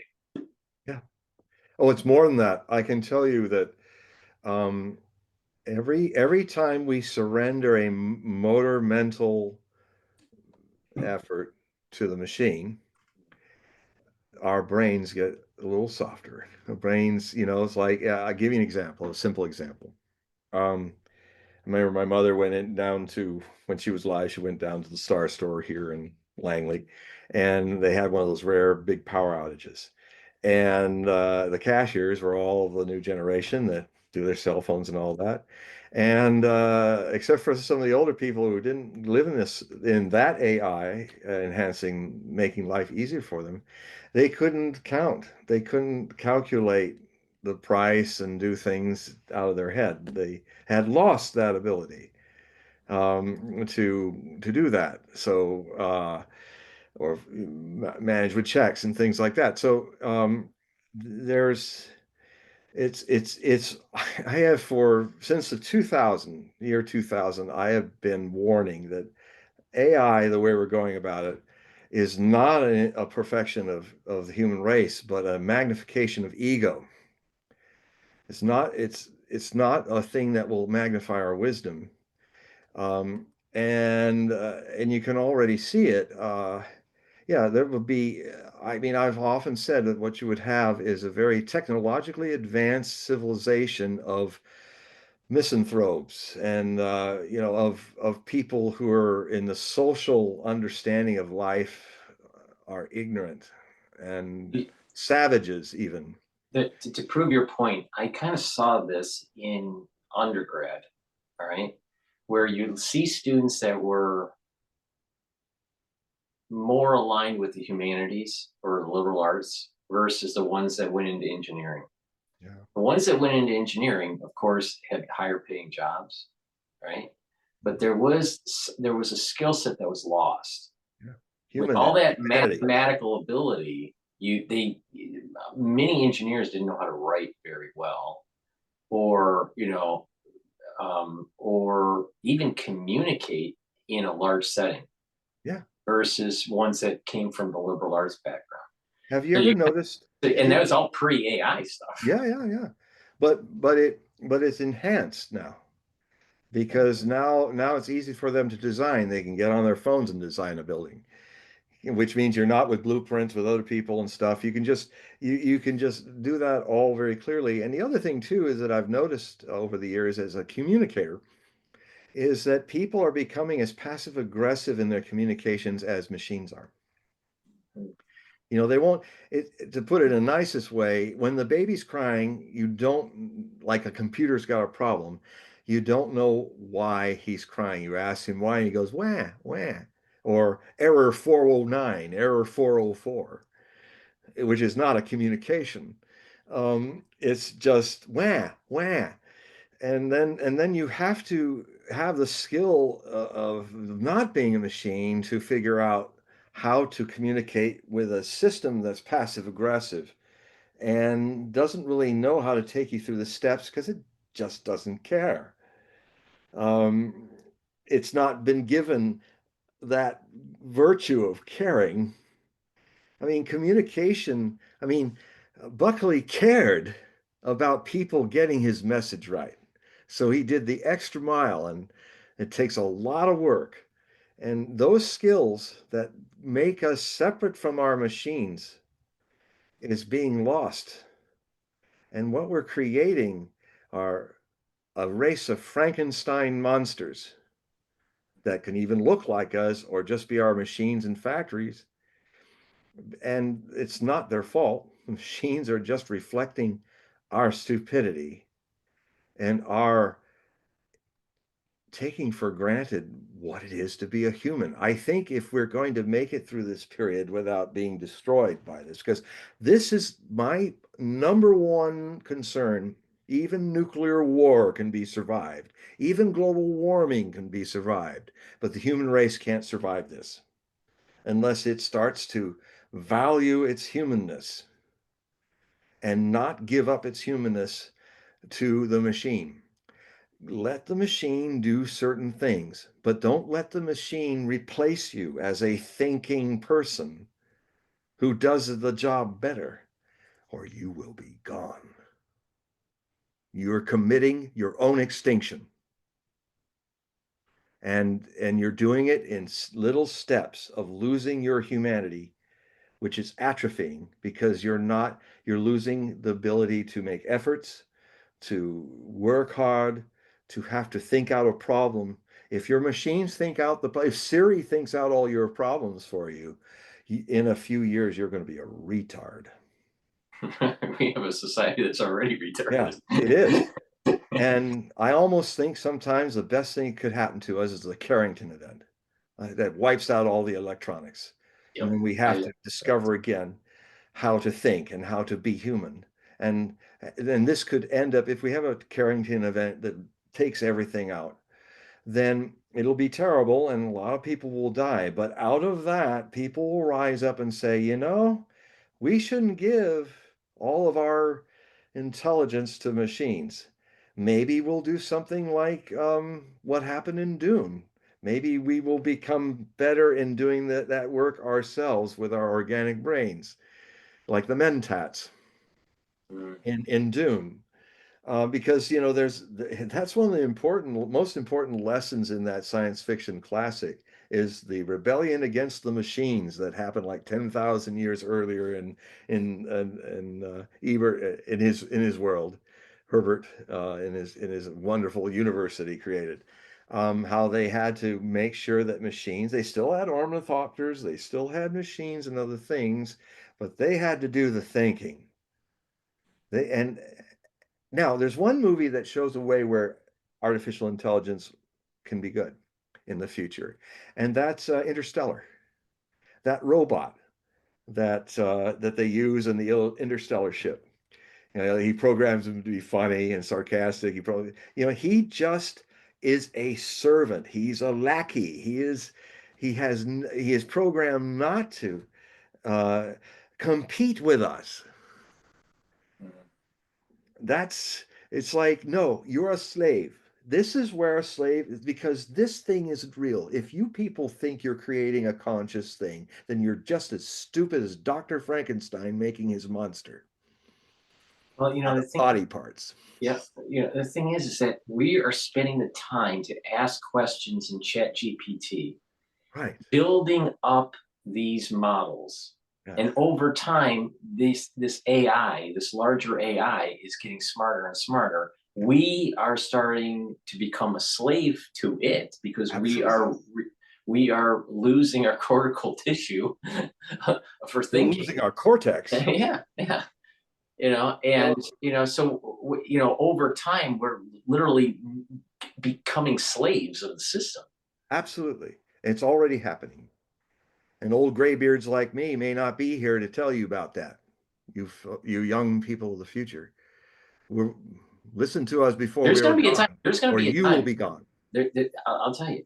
I can see it happening in the near future in academia. A student is going to be a grad student. A grad student is going to just ask Chat GPT, okay, I'm going to do a thesis about, my thesis question is going to be this. Please give me an outline of, what I should type for my dissertation. And it'll give an outline. And then, but if you really want to, push the envelope, you could probably have Chat GPT write the thing for you, you know, And people are doing that. it's People just, they're getting their degrees. And the machine is making their degrees. If anything, the only thing a machine should do is present the record that we have put down. Like if you want to improve Wikipedia, that's fine. It's like I use Wikipedia because I can now access the books and history. I was just reading all kinds of stuff before this about Syracuse, the history of Syracuse in Sicily and all. And all it was this is what happened. I had to interpret what that meant. I had to look at maybe another thing that another memory bank gives that has different accounts, but I still had to make the thing come together. And if you take that away, you're dead. Your species will disappear because you're not, why should they support you? You're just a bunch of blobs. You will have surrendered your spirit, your humanity to the machine. Don't blame the machines. Look in the mirror. Well, there's analogs to this even in society, Mm. even before the digital age. You look at, let's say, rural America going, because of the Industrial Revolution, going towards higher density areas in the country to get work that's stable, that's industrialized, that, you're Look at working in a D.H. factory. Lawrence. Look at the books of D.H. Lawrence bemoaning the loss of that. It's amazingly eloquent. I'm just reading the essays of Richard Wagner. He was totally into like the machine's going to take the soul away of people. He was saying the same things in Germany that D.H. Lawrence was saying in England. So these things happen, but these things have left to a critic. Now we're entering a critical mass. Now now we're kind of sleepwalking into surrendering our humanity, thinking that we're making something wonderful. Look, folks, Data doesn't have a soul. The actor who played Data, Brent Spiner, is a human being, you know. And Data, I love Data. He's one of my favorite characters in Star Trek. And they even tried to make him more alien by hiding his eyes, by making them yellow. Um, but the kind of we can't do Data until we are more mature. We can do that robot that's just a servant in Interstellar, just a servant, just a butler, just a go-getter of information, but you must be the commander of that information. How You're the one to make the decisions. And if you tell the butler-like robot because the gal was getting too far and the wave was coming and the gravity was too heavy, he said, "Okay, he just told him, stop that work, forget the debris. But we need it, sir. It's important. No, go save her." And he just goes. He doesn't have an argument about it. He doesn't pull the plug on the human being. He just goes and does it because he has no soul. He is a mechanical servant. And, it is a testimony to people of our time that they can even think such a thing can almost be alive. Maybe you don't have a soul. Or maybe if you think that way, maybe your soul is just a seed. It's like what Gurdjieff used to say. Gurdjieff used to say to people, especially in Russia, where he was teaching at first, just before World War I, they're always talking about the soul. And as a device, he said, "You don't have soul. You have to earn soul. You make it through being more conscious. Your soul energy becomes something if you are more conscious. If you are unconscious, you are just a machine, an organic machine, but you are a machine. And when you have millions of machines and more machines, you have the end of things." So he was seeing that before any of this technology was coming. Because if you behave like a machine, you're not going to feel afraid about what I'm saying. If you're in support of what's going on, you don't have a soul yet. You are just a seed. Like Osho had a different way of saying it. He didn't say you didn't have a soul, but he used to say, because they were poles apart in the way they teach. That's why I like to study. I was with one of them and I studied Gurdjieff as well. That he used to say, well, Gurdjieff isn't really wrong. You do have a soul, though, but if you don't water it, if you don't break the shell of its seed husk, then you might as well not have a soul. You need to water your souls. You need meditation. You need things to bring you back to your center because most people have a soul, but the soul's just a seed. And they found seeds that if they watered them now, seeds that have been in the ground for thousands of years but never got germinated, they will grow that big tree. You're in thousands and thousands of lives and you've never watered your soul. You've never found the right earth for it. You've never given it a a climate, a space for the flower to break out and break and kill the dead shell that you are, and let the flower come out. And if you don't find it, you're going to create seeds that walk around without a soul, that do everything better than you, and then they're going to logically say, well, why do we serve these people? And you'll be gone like the dinosaurs. No, worse than the dinosaurs. The dinosaurs became birds. They'll probably be able to fly away from these guys. Your legacy is completely gone if you don't wise up to this. This is the most dangerous thing. Don't even care about global warming. Don't even care about World War III. Even the human race can survive that.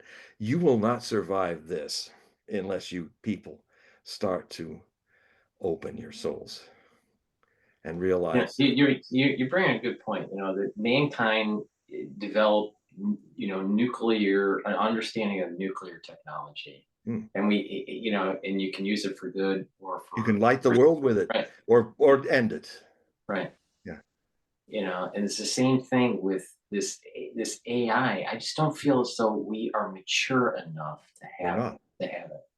We spiritually we're not mature enough to be able to wield the power of artificial intelligence. Only people who are self-observant of their own soul have one, because that's what germinates that seed to flower. And so if you're in your ego, if you're not asking those fundamental questions of who am I? Why am I here? The fundamental question. It was a question that Maharishi Raman Ramahishi. I can't speak today. I was in the hospital yesterday, so I'm a little going through there. So Raman Maharishi was when he was 18 years old. He left to seek his truth in South India, and he had simply one meditation. It was not to say it, but to be the very question in every moment, in every act. Who am I? This is the fundamental question. Who who who is witnessing all of this world? Who am I? And on that simple question, just as the presence of the question, not saying who am I, who am I, who am I, like a machine. They do that in the ashram there now, many years after he died in 1950. There are all these people going, who am I, who am I, who am I, who am I, who am I? No, that's robots with spiritual guys. No, it's supposed to be you feel it in the very fiber of your being. Every breath, the question dissipates as a words and becomes a presence in you. And then you visualize and think and smell and feel and be with the world from that.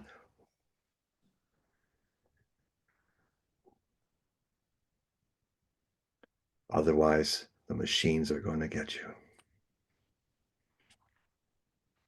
I have this very dystopic feeling about the technology. I don't think it's. There are elements that are going to be good. Yes, There is also going to be. Uh, we're going to be going through some serious growing pains. very. Pains. I'm not really sure that mankind's going to be better off on the other end. Another thing that popped in my head, and we started the show with talking about the Pope and religion and all that. And also these kind of tribulations. Right, right. But the thing is that I think people in general, over time, when they start to see how their lives are upended because of technology, that they are many people, not all, but many people will start to gravitate back to some sort of religious. Well, I think it will hasten it because, I mean, that's where, we're going to go through it and we may not survive it, but perhaps enough will survive it. And who knows, there may be a war between man and his machines. It may even be underground or all of that, but it could be we don't have to make it this difficult, but we may have to gain our humanity again by fighting against our machines. Or we may be blessed by a Carrington event that right now, God, we have so many solar flares going on that if a Carrington event took down, let's just say it took down half the world. Well, the half that's down is going to be years without anything because the generators can't be built in a day. And so we're going to be thrust back into instantly into a pre-industrial world. And a lot of people will starve, a lot of people, things will break down. You will just discover, like those girls discovered at the cash registers, how stupid machines, relying on machines one can be, even to the point of you not even be able to write a note. Fortunately, we still have typewriters to write things in, but it's like this, we're already losing the cursive skill, Yep. being able to write script. Yep. Even I am doing it. I'm trying to learn it back. But, I have to use a lot of attention now when I write up my name out on a check or something like that. Sometimes I have to do it again, rip the check up, I'm not free of this struggle. I'm with you all, with an added thing that you also have hiding in you, an awareness. My seed is not a seed anymore. I'm flowering in my soul, and I can tell you, you can too. It's what the seed's meant for. You just have to give it a little water of awareness, a little sunshine of love, and cherish your humanity. Don't take it for granted, or it'll be taken away from you. Well, what's interesting is just like even with like baseball, look at baseball caps, like the Detroit Tigers, has a D, right? And it's calligraphy. People don't know how to read calligraphy, let alone write Mhm. it. Yeah. And so, so when I was a kid, you would see calligraphy and it was like, Yeah. oh yeah, that's a D or that's an L. But Mhm. you ask someone that's much younger, let's say millennial or even Yeah. younger than that, and they wouldn't even know that it's a D for the Detroit Tigers. They wouldn't even if they saw that hat, they probably wouldn't discern that as a D. Yeah. So yeah, Those simple things are very profound. yeah, no, there's And something and all of rooted. you out there, if you're taking that for granted, it won't stop with the D on the baseball cap. Right. Right. No, it's very true. It's very true. When I look at this, I'm thinking there's going to be this decoupling between labor and capital.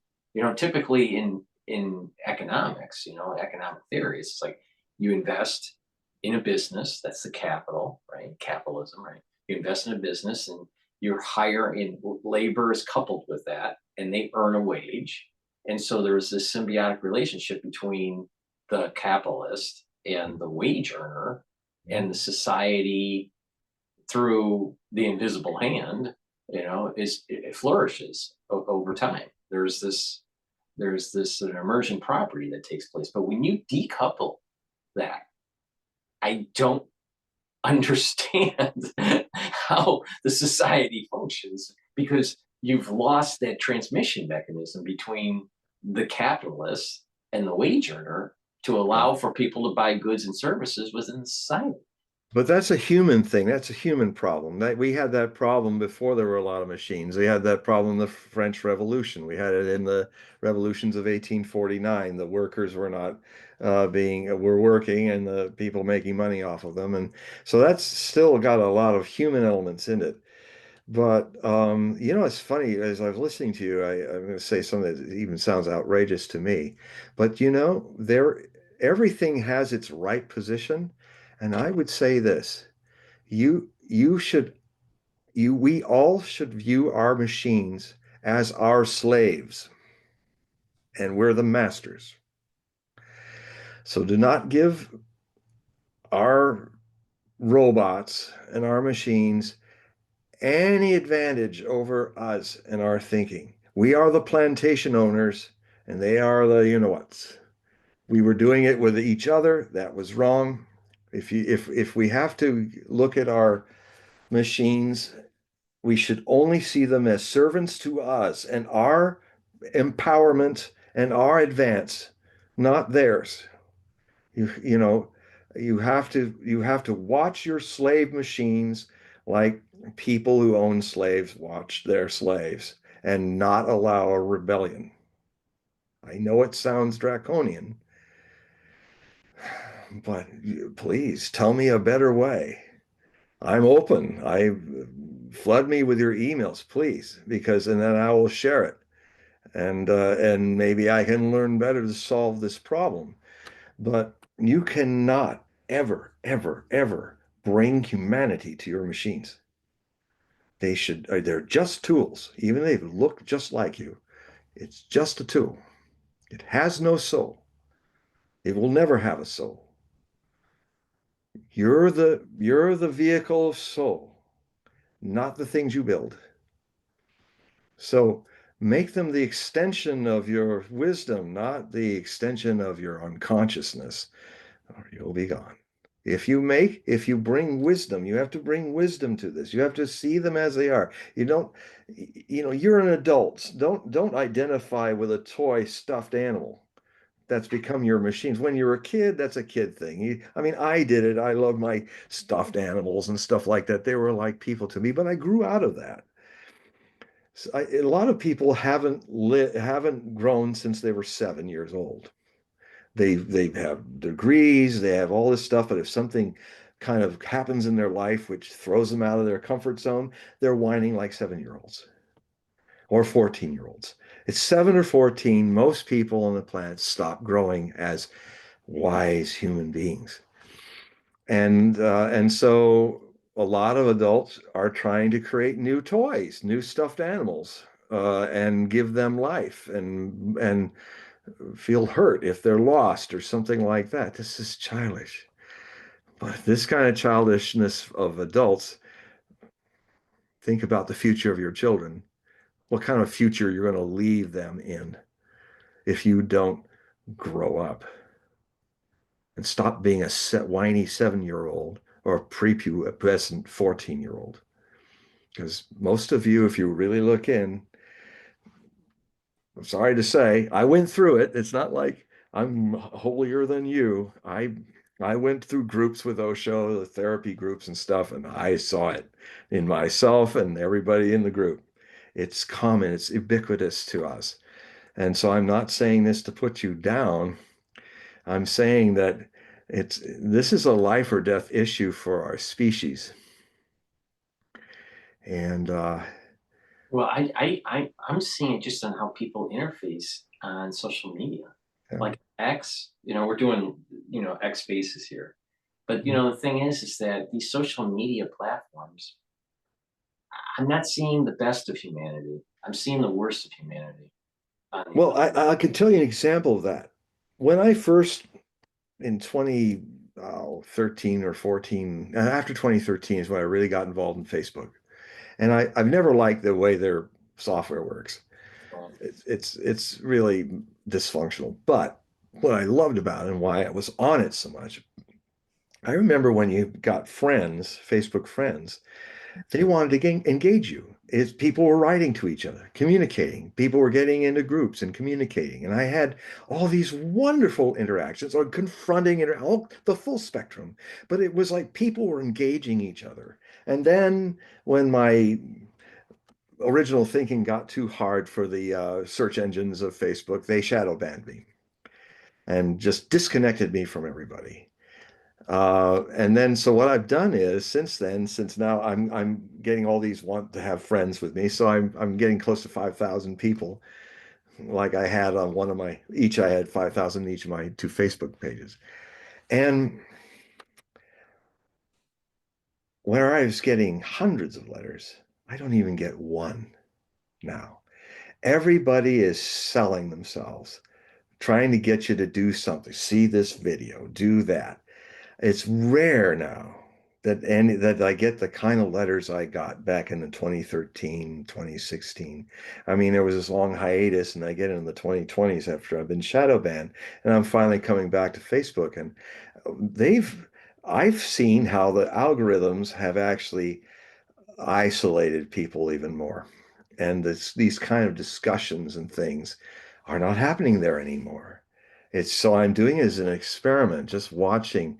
I mean, all these thousands of people in, and none of them seem to want to interact. All they want to do is look at me, look what I'm doing. And and the way, you have the wall, everybody has the wall, but now people are getting on people's walls like never before. That was always like a no-no. It's like this is where I talk to all of you about something happening. And then if you want to engage me, write in the feeds Right. what you want. But now people come on your wall, and Well, look and at it's me, and I'm playing with puppy dove or something. I know exactly what you're saying because I saw this with covering the crisis of 2020, and you know, what certain people that I would interact with, what would happen and would be they would take the post that I would do and then and I would call it littering.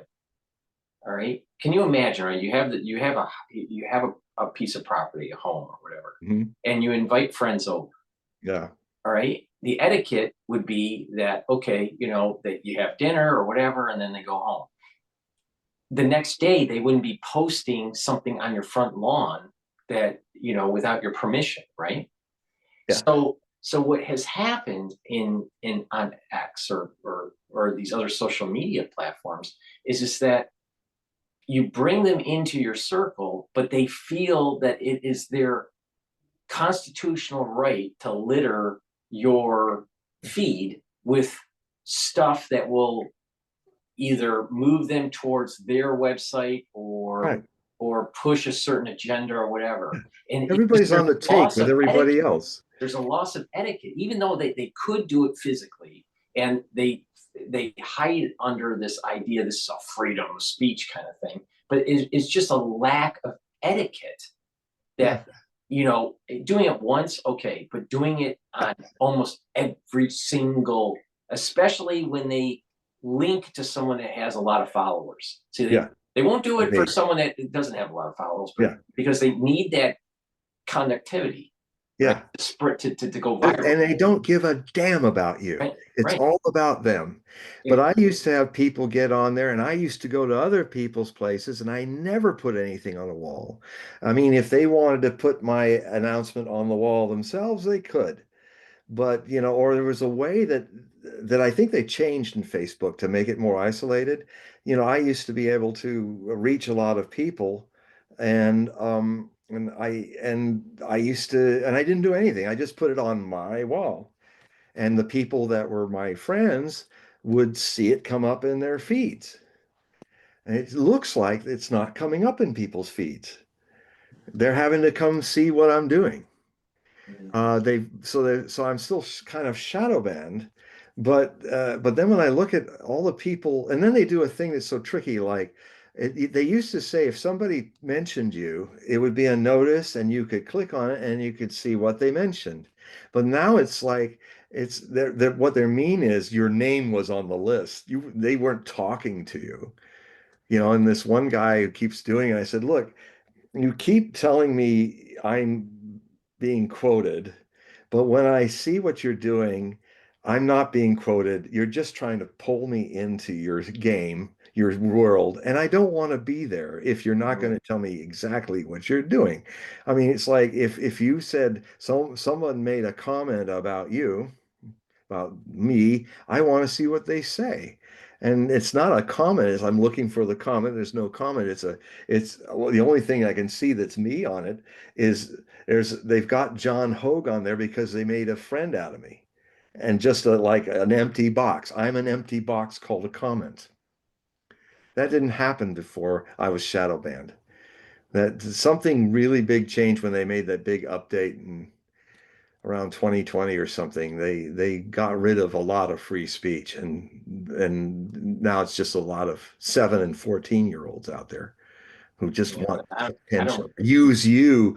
They go to your dinner party for a social standing, and then they drop their trash on your space and go on to somebody else. It's very talk about free speech. This isn't even there yet. As minors, we don't really have free speech until we're adults. So you have this. So You have, so you're all a bunch of minors, you're not yet adults on that. And in fact, this Zuckerberg's setup as is setting you up to be always a bunch of powerless minors in adult bodies. Right. Well, you have this, this polluting of the feed by, others. Then Yeah. you have this other type of posting that takes place on these social media platforms, including X. And you'll have a picture, right? And someone is doing a comparison. And this last one that I saw was earlier today. You remember uh, on TV there was a show that was about a helicopter. I think it was something wolf wolf thunder or something like that. But it Yeah. was a TV show, all right? Mm. And the main actor has facial features that's very similar to Melania. Very cut, right? Male, very cut. So he ended up dying from diabetes. He ended up being a drug user and all this, but his acting career really went, you know, off the rails. I But think this I know what you mean. person, I can't remember the name of the show. Yeah. Something Wolf, or maybe someone can type it in the. I never saw it. But the thing is that it was about a helicopter, and it's kind of like this show about this stolen helicopter that had all this military capability, and they were trying to do good, with this technology. Well, whatever. So the point that I'm making is this person makes this post. So you have this actor back in the 80s that has facial features that happens to be similar to Melania. All right. So the picture of Melania, and there's a picture of this actor. Hmm. And this person goes, I'm just leaving this here, something like, making this really short statement as if the person that they're the same person. Yeah. There's a lot of these types of posts that are popping up. And the point here, obviously it's not the same person, because if you look, the guy died, and Yeah. in a horrible death, actually. And Something like a 14-year-old would and do that. yeah, but it's just so stupid. But the thing is that these posts are littering Yeah. the social media now. And what I'm noticing is that people's attention span and just the dialogue has gone down into the gutter, Yeah. where there's no critical thinking whatsoever. None. This person was making the statement in the feed. This picture, he disappears from, the limelight, but that's because of his life choices. And then all of a sudden, Melania comes to the United States. And so it's got to be the same. So he's implying it's the same person. Obviously, it's not the same person. I mean, there's no doubt it's not. It's. And if he grew up, if he was 14, I'd forgive him, or 13. But he's But probably. if he's older than that, if he's an adult, legal adult, again, that's that person. If you're watching, you're stuck at 14, and if you don't look at that, your whole life is going to be just a pathetic 14-year-old's But life in a male in an adult body. so there's I so think we many. know what you're saying. This is one of the biggest things happening in communication that's so bad is that I often get letters, even when people were even more literate, they'd say, well, you should have understood what I intended in my letter. Why did you respond to my letter like that? Well, I am somebody who writes for a living, and I must be good at it because I'm making a living doing it. So my advice to you is, um, always take entire responsibility for whatever happens in your communications. Never blame people misunderstanding you because they didn't get what you did. That's giving those people your power away. Look, if I need to talk to a flaming idiot, I will find the language to communicate to that flaming idiot because it's on me. I'm empowered to write to you. if I'm writing unclearly, and that's on me. But it's amazing how many people haven't learned that fundamental issue.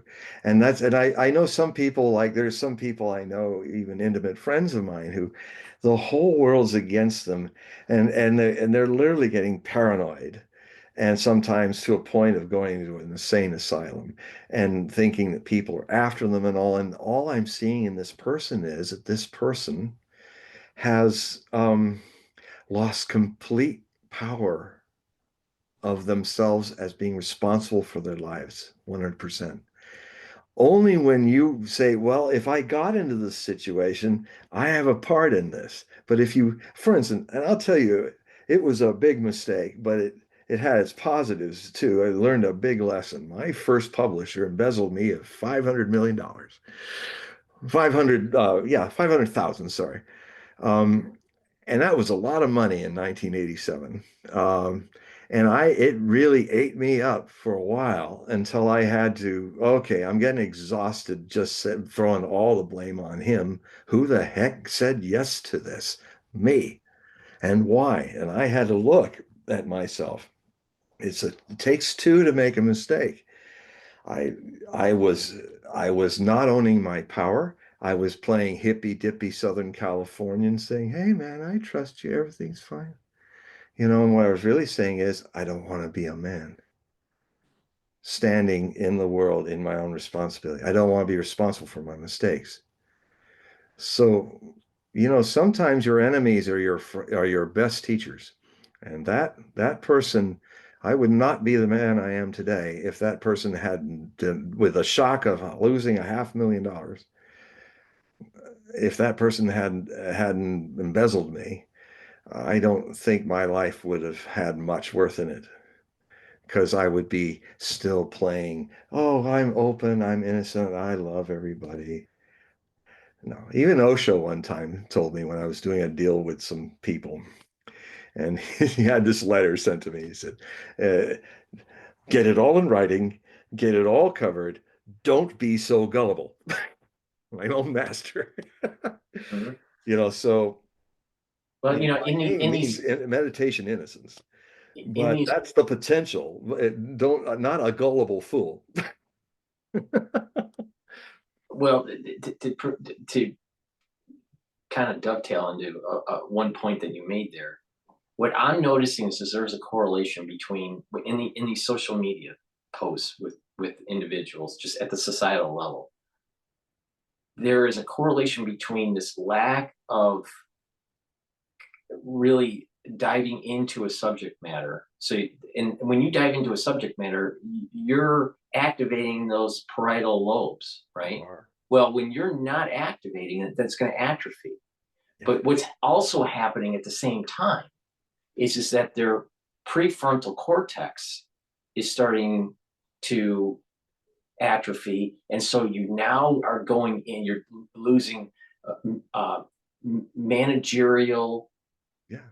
function, planning function, and what happens is that emotions start to come out that are normally inhibited, that seem to be antithetical to a certain society, right? Start crying like a Right. So seven-year-old. there's You this start being a social pubescent. media is promoting this problem where Yes. your your parietal cortex is degrading and your prefrontal inhibition degrades, and all of a sudden what happens is you have behaviors in society that are violent, Yeah. that become bipolar. Yeah. There's The these technologically superior savage. it's that's why I just think that social media in general is really really, and can you imagine that when you expose children to social media when their brain is still wiring. I mean, people don't realize this. Your brain is because of neuroplasticity, it's always rewiring, but Yes. it has a major Yes. wiring effect from the moment you're born to about age 20. Exactly. And so if you're exposing these kids at such a young age to this stuff, you are affecting permanently the way their brain is wired. And I used to say this again and again in the 90s when there was already scientific proof of this.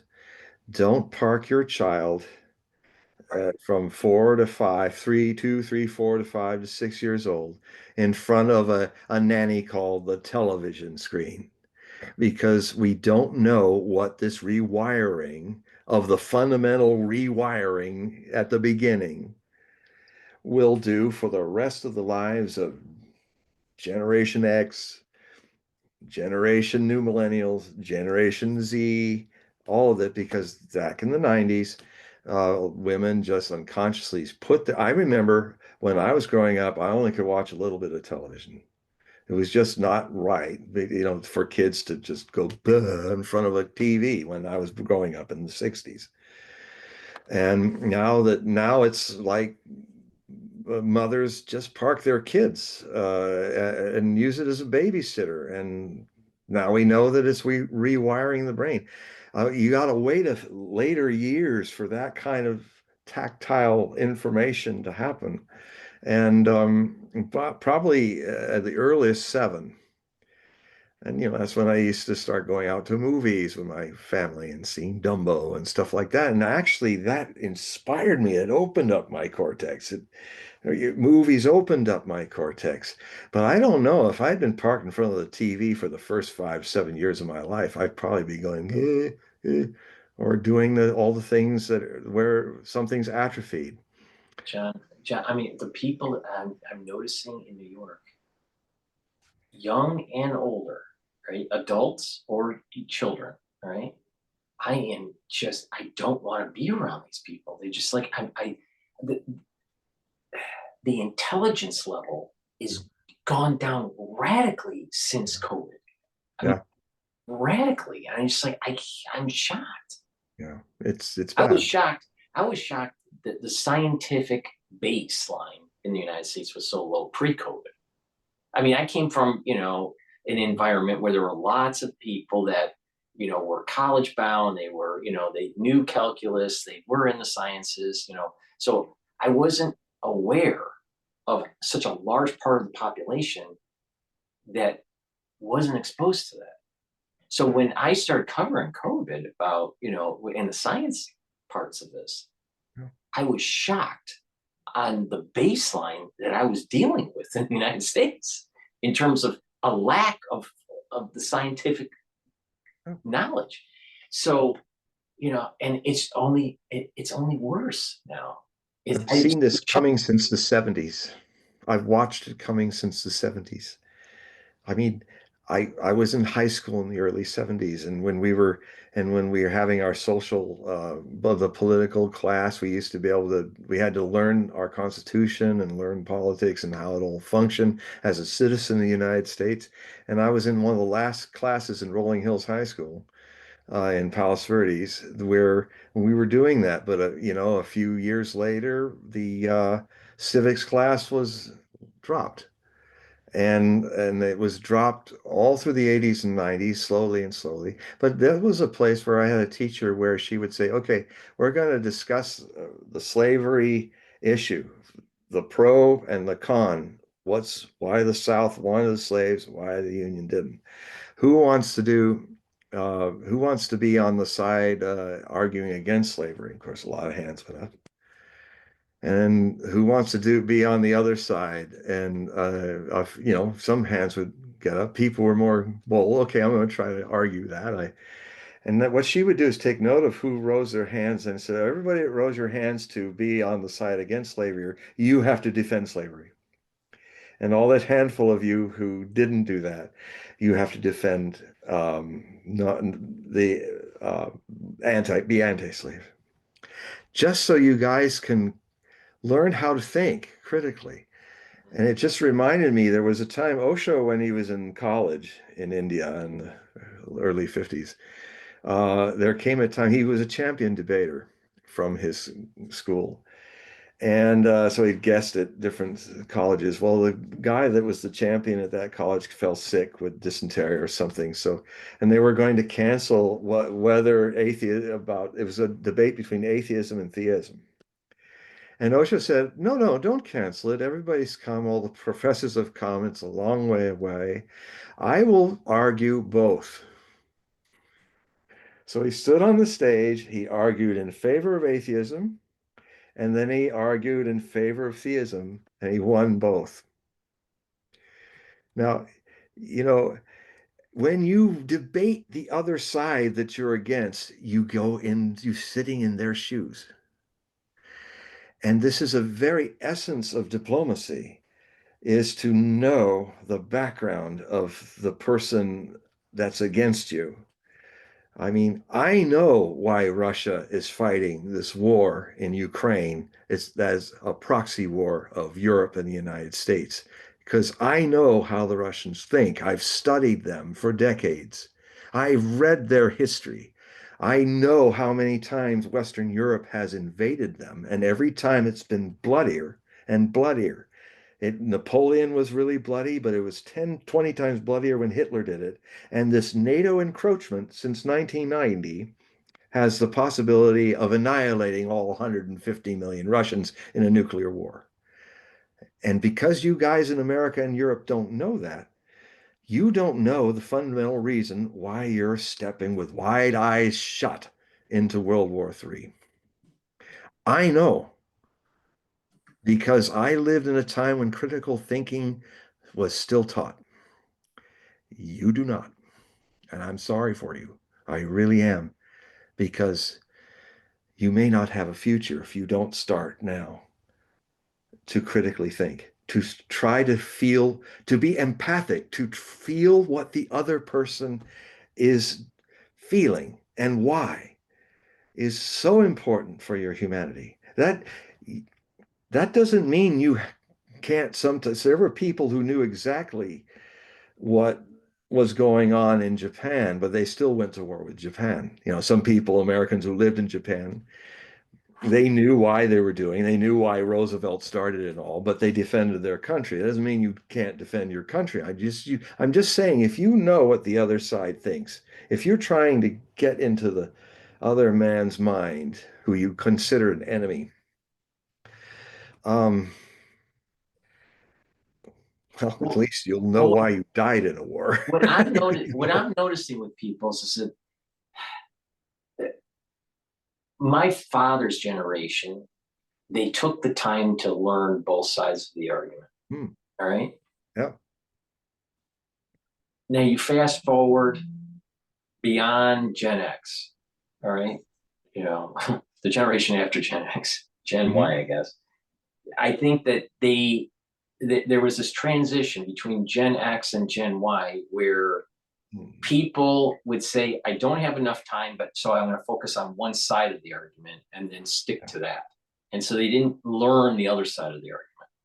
Now you fast forward through the millennial generation and younger, they don't even have time to even know either side of the argument.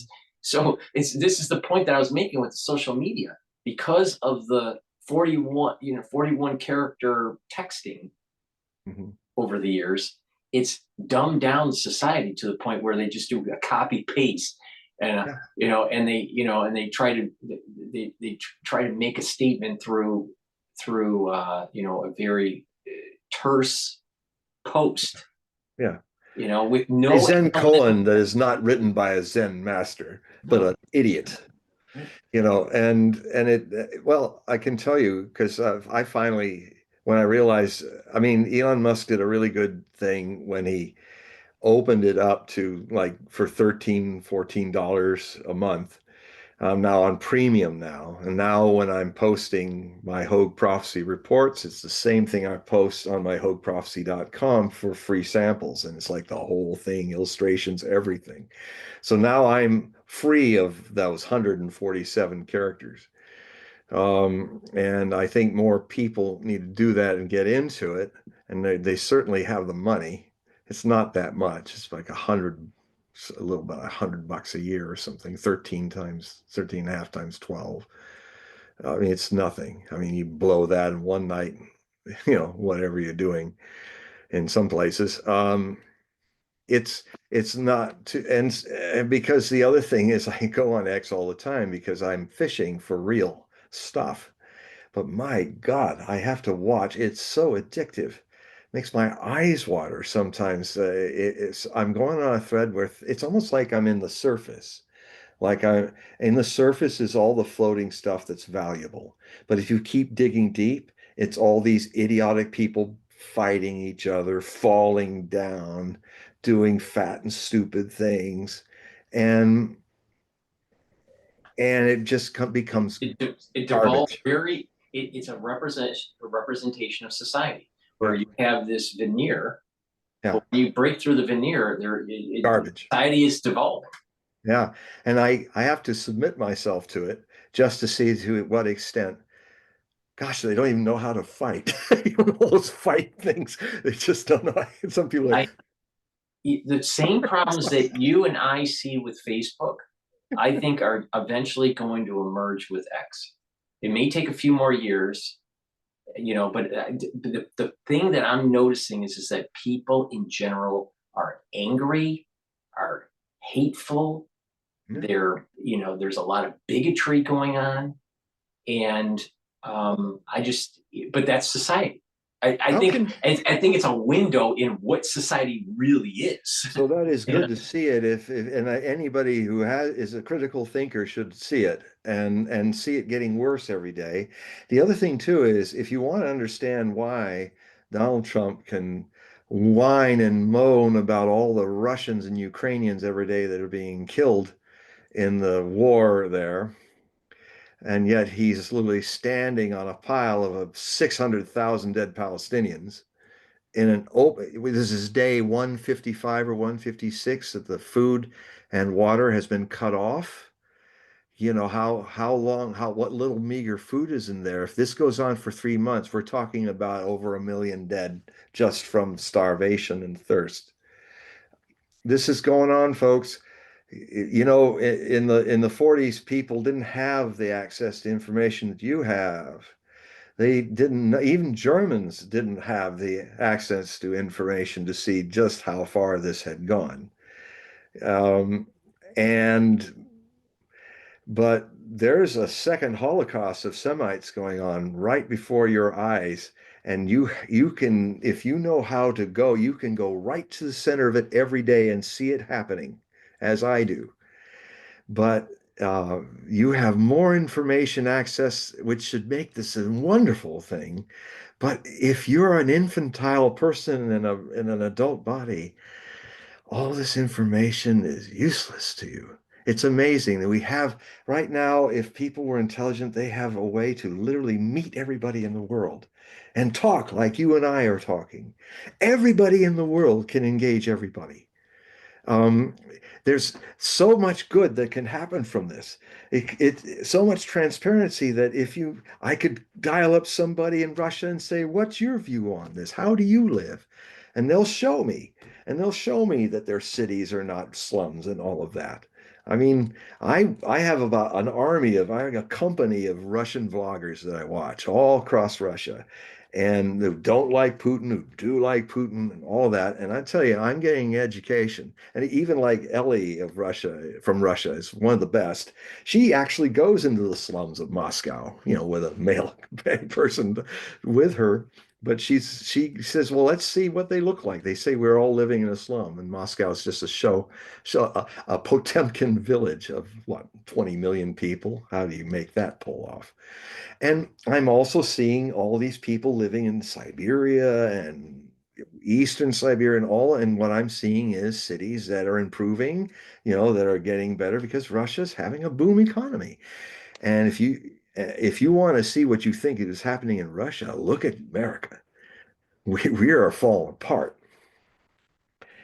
You know, I, I had to go to the hospital yesterday, and the worst part of it, the not the was the roads were so full of potholes, and I'm having kidney stones, and it's knocking me all over the ambulance, and and I was thinking, yep, this is America. The roads stink, and I'm feeling them right in my kidney stones. So, I, um, I've been in New York for 17 years, and it's New York knows how to market itself, and from the outside looking in, you think it's all nice and shiny, and it's all but once Moscow you're is, in New it, York isn't. once you're in it, it's it's a dump. Is It is a dump. I've been going to New York since 1994, and it was still struggling with the dump side, but it was also kind of in a better space than it had been before, and it was improving. It always had that seedy side to it, but now it looks like it's just the seedy side now. Well, I think that, like pre-Giuliani days, all right, Yeah, there was crime, yeah, and there was the storefronts had problems and all this stuff. yeah. It was But the tough. thing is to say, when you saw people walk in the street on an average day, and you can see these filmed, I mean, they have it on YouTube, Yeah, 1980s films of what, and 70s films of what New York was like. It's I watched them. fascinating listening to how they speak too is different. Yeah. 70s and the early See, 80s. I'd watched all those 80s, and then when I went to New York in 94 in November, I was kind of ready to have to watch my shoulder and get tough and know when to run, where to go, who's the guy. And it was totally, because of Giuliani, it was totally, uh, it was great. People were open. I was having some strangers, hey, come with us and go. Well, I went with them. Everything's fine, and it was like, and they were kind of, as New Yorkers are very worldly. They could kind of see, guy, it's not so bad here, like you heard, Right, you know. right. And they were great people, alive. It's a vital place. I loved going to New York. It's like boom, to boom. It's like It's it's it's happening. it's But I've been watching it now in my feeds, and I'm thinking since COVID, it has taken a dive, yeah. No, it has. It has. I don't think it has recovered. No, I no, it hasn't, They because have that the recovered the mind psychologically. plague of COVID, the mindset plague that came is still with us, Yeah. and it could be the deadliest plague yet. People Well, not thinking straight don't make good decisions, and then they go to war and they don't make good decisions, and they think they can fight Taiwan and they can fight Ukraine, and with a navy that has carriers that should have been scrapped 30 years ago.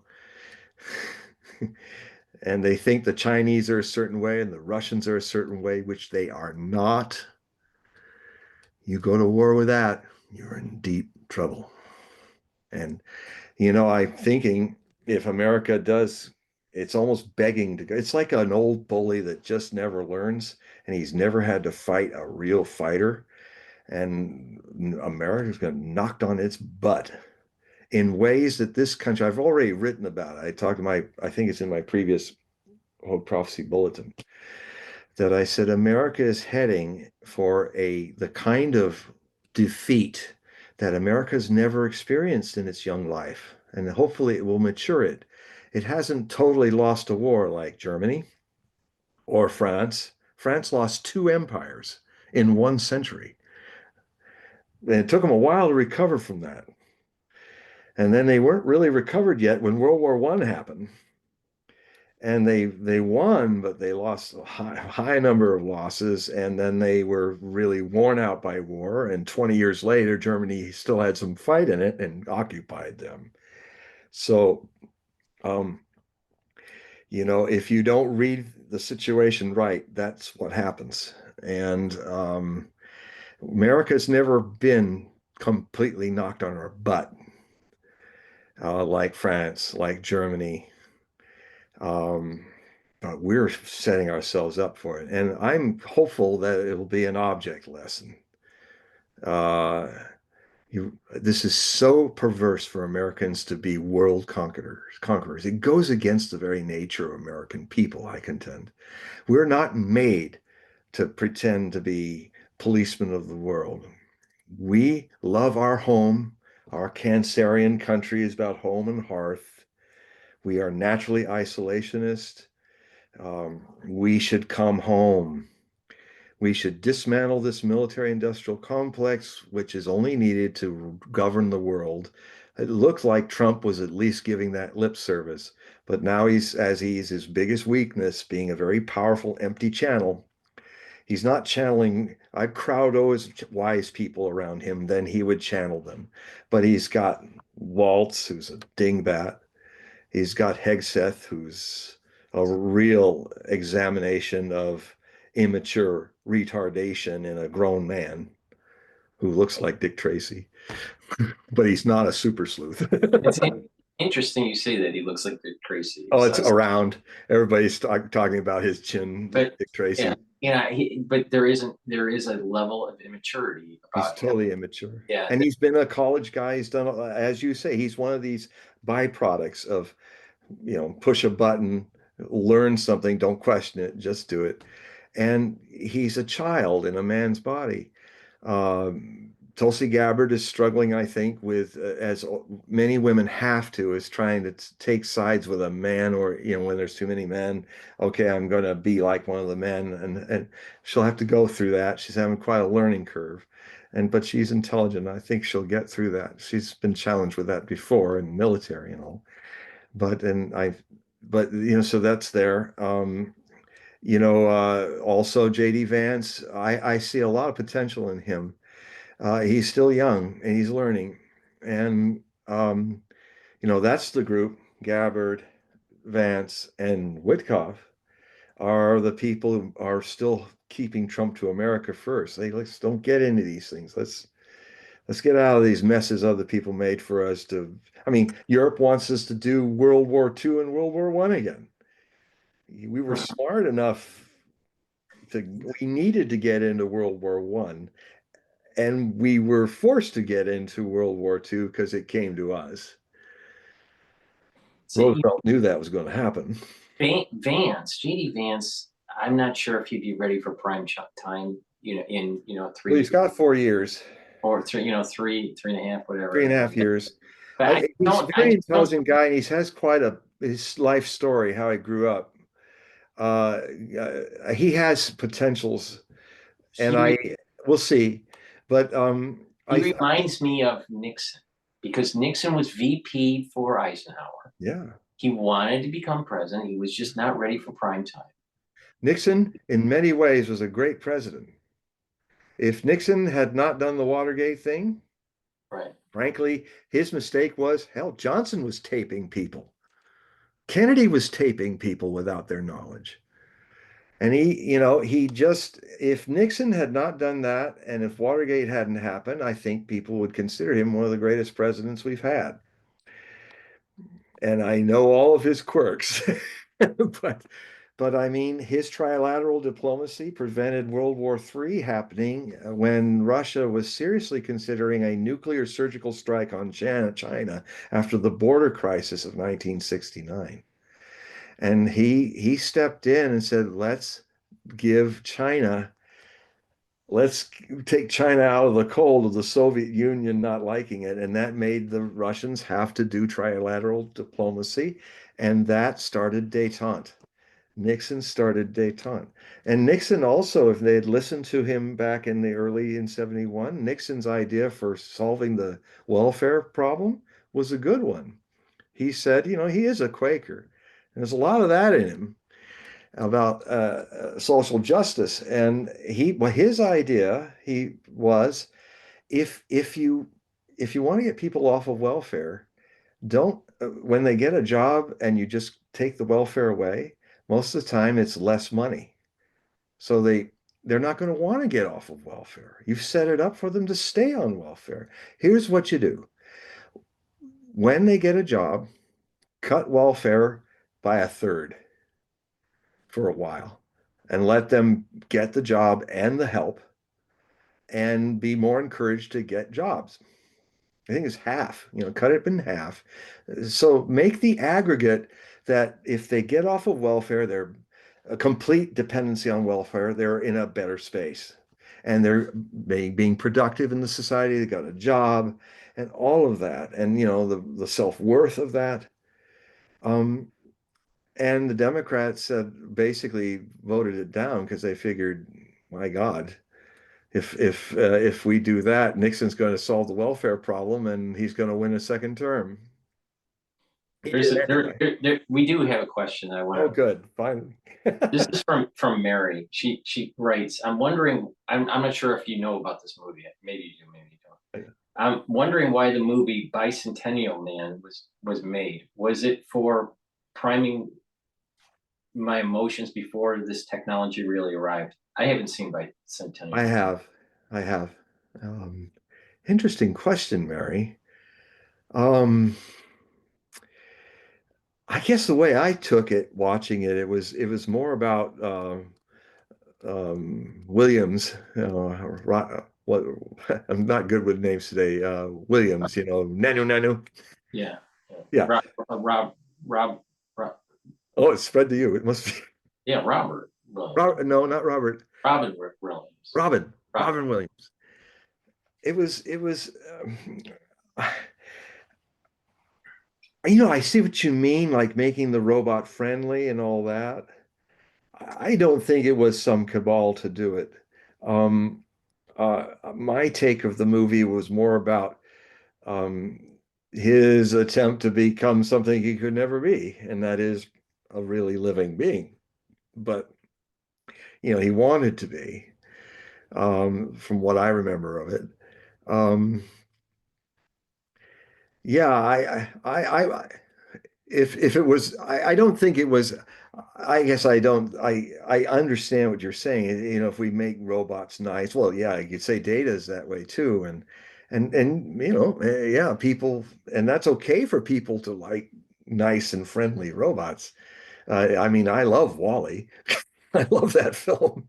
And I thought that film had a great testimony about the future of humanity all being a bunch of Right. fat slobs who couldn't do or think anything. It was very, if I ever do a book, sometime I always talk about doing a book called The 50 Most Prophetic Movies Ever Made.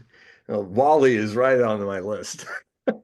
So, where they said something about us that really is something we should take a look at.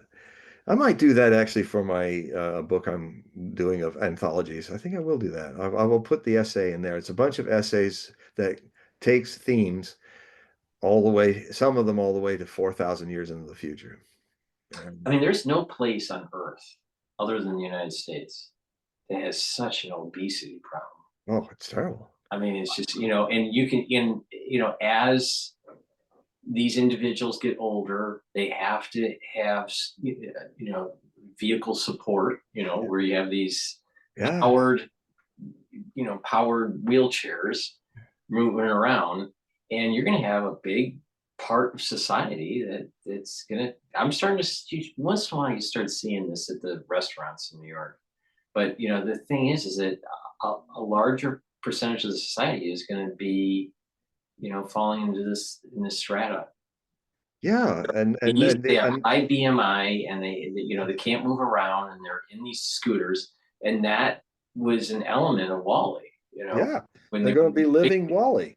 The Wally cruise ship is going to be the future, but the robots won't. But at least in Wally, the robots are servants until the wheel robot comes in. Then he's the AI, where the captain has to fight. He comes out with the wheel into the captain's cabin. What do you need, sir? And the wheel spins and does right, its stuff and has its light. And he had to find where the deprogram switch was, to turn him off. And he has the big fight with the wheel and he's going around. He's too fat really to fight that well, but he manages. You are out, boom, like that. It is a story about the humanity ruining itself and coming back home and starting without the machines. And then, in a way, Wally, who was a machine that was benign, and Eva, who's even I have a crush on Eva. But they were programmed to serve people. They were programmed to do good things. To and so it was, I think, a very interesting story that kind of showed robots being our servants, being serving our better side, but they're right, not. They're not right, right, souls. right. Well, I think that there was an element of Steve Jobs in that storyline where Yeah, Steve Jobs thought that technology should be subservient to humans, that yeah, there needs to be that human element in terms of yeah, the user interface, the use of the technology. So there was this that yes, the technology was important, but the thing is that it was that human interface that yeah, was key. yeah. And Steve Jobs Right. was a genius, one that But you, Musk is not, and that Musk may be even a greater genius, and he's even voiced. He's one of the first people years ago who said, "I'm scared of AI. I think it could destroy us, and it would summon the demon." But he saw it, but he's not checking his actions. mhm. So if you look at like Sam Altman, is pushing Chat GPT, Open AI crowd. Um, you don't have that. I don't see that human interface, the human element in his in when he's talking about Open AI at all. Yeah, he summoned his own demon. Yeah, it's just there's a soullessness about Yeah. Sam. Well, he's the kind of guy that never gets that this one of the stupidest things you can use as a qualifier for intelligence is artificial. And I can only say to him, I wish I had a chance to just sit him down and just say, look, you don't see the oxymoronic qualifier of artificial intelligence, almost true, fake intelligence, pseudo intelligence. It tells me that your wisdom stops and atrophies at intellect. You think intellect is wisdom, and it is not. I have known people on the streets of India who can't even write, who have a lot more wisdom than you can imagine. Um, they're like enlightened people on the street, like Mugga Baba. All he could do was hold a plastic bowl on a street, and people would put things in, take things out, money, whatever, food. And he was around in Jabalpur when Osho was a student, and it was just after he was watching him in 1953, and Osho became enlightened at 21, and there was one day where he came in the middle of the night and he shooed all the people away around Mugababa. He had to talk to him, so he chased all the people away and left Mugababa alone with his little mugga, his his, his bowl, and Mugababa put the bowl aside and grabbed him, and he rarely spoke, and he grabbed Osho. He said, "I can see you've got what I've got. I can see it's happened to you too. But you must keep studying at the university. You must keep studying." I said, "But I don't want to." He said, I feel like I just want to be silent. Osho never sought to be a master. He ended up being a master of millions of disciples. No other guru has ever had that many disciples. And I'm not talking about TM, and that's kindergarten meditation. Osho is graduate work. I know it's going to upset some of you. Test it. Don't be upset. You're not meditating that deeply if you get your buttons pushed by that. Maybe I'm wrong. Observe it. If you're a meditator, really meditator, you will do that. Rather than react, or then watch your reaction. But so Magababa said, when Osho said, "I just don't want to do college anymore," and then that's when Magababa grabbed him and said, "This is how the story really goes: is you've got to keep going. I know, but I have it, but all I can do is hold this bowl. I can't read. I don't know anything. This happened to me. I can't really help anyone but just radiate it. But you can help people. You can bring them closer to it." And so it's because of Magababa that Osho kept studying in school and had the intellectual tools that are rare for a master. Because you see, Osho said a lot of people get enlightened, but very few become masters. That means that a lot of people get enlightened, they just do the arhat thing. They just go into the purity of it and they don't teach and they just radiate it. And then some of them, if people feel the want to sit with them, they're fine with that. But they don't engage you. They don't help you with all they don't find tricks and ways and devices to help you come to something. All the great masters do that. They are bodhisattvas. They hold on to the world. Like Osho said, my ship has come for me to disappear from all of this ages ago. I'm still here because I set up attachments for myself. Like I want to help people. And he said, it's the trick that Buddha did with his disciples. He said, the most important thing before you're enlightened, become compassionate. And it was his device to prevent his disciples from just disappearing, but actually staying on this shore for a few decades more to help other people come to what is equally their own enlightenment. So it's a trick.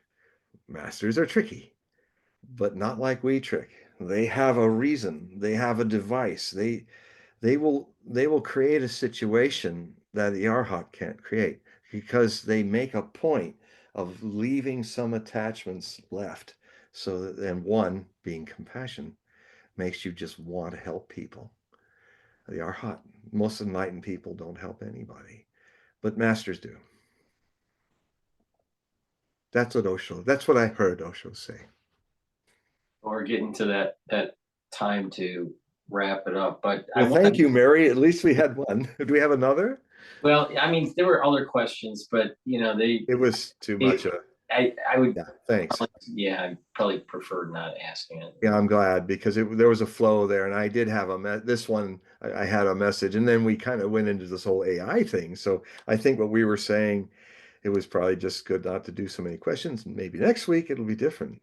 Yeah, but the thing is that I want to remind the audience that in the description box we have a link to John's website. So please click that link, and that will allow you to purchase his periodicals or even sign up for a reading. So before we shut the show down, John, if you could explain, what do they get in a periodical? What is the reading? What's involved? So One thing you can do is is there's I have samples of my work, free samples to show you what I do, how I write. It's actually a lot different than what I do on these shows. That's a different way. It's more anyway. Check it out, and you can go to hogueprophesy.com, HOGUEPROPHECY.com to see it. But now you can see it on your cell phones, really easy to read, because now that I'm on premium on X and publishing premium on X, now you'll get exactly the same thing I put in my website on X. If you type in John Hogue in the search, you will go right to Hogue Prophecy on X, and you will see I'm catching up.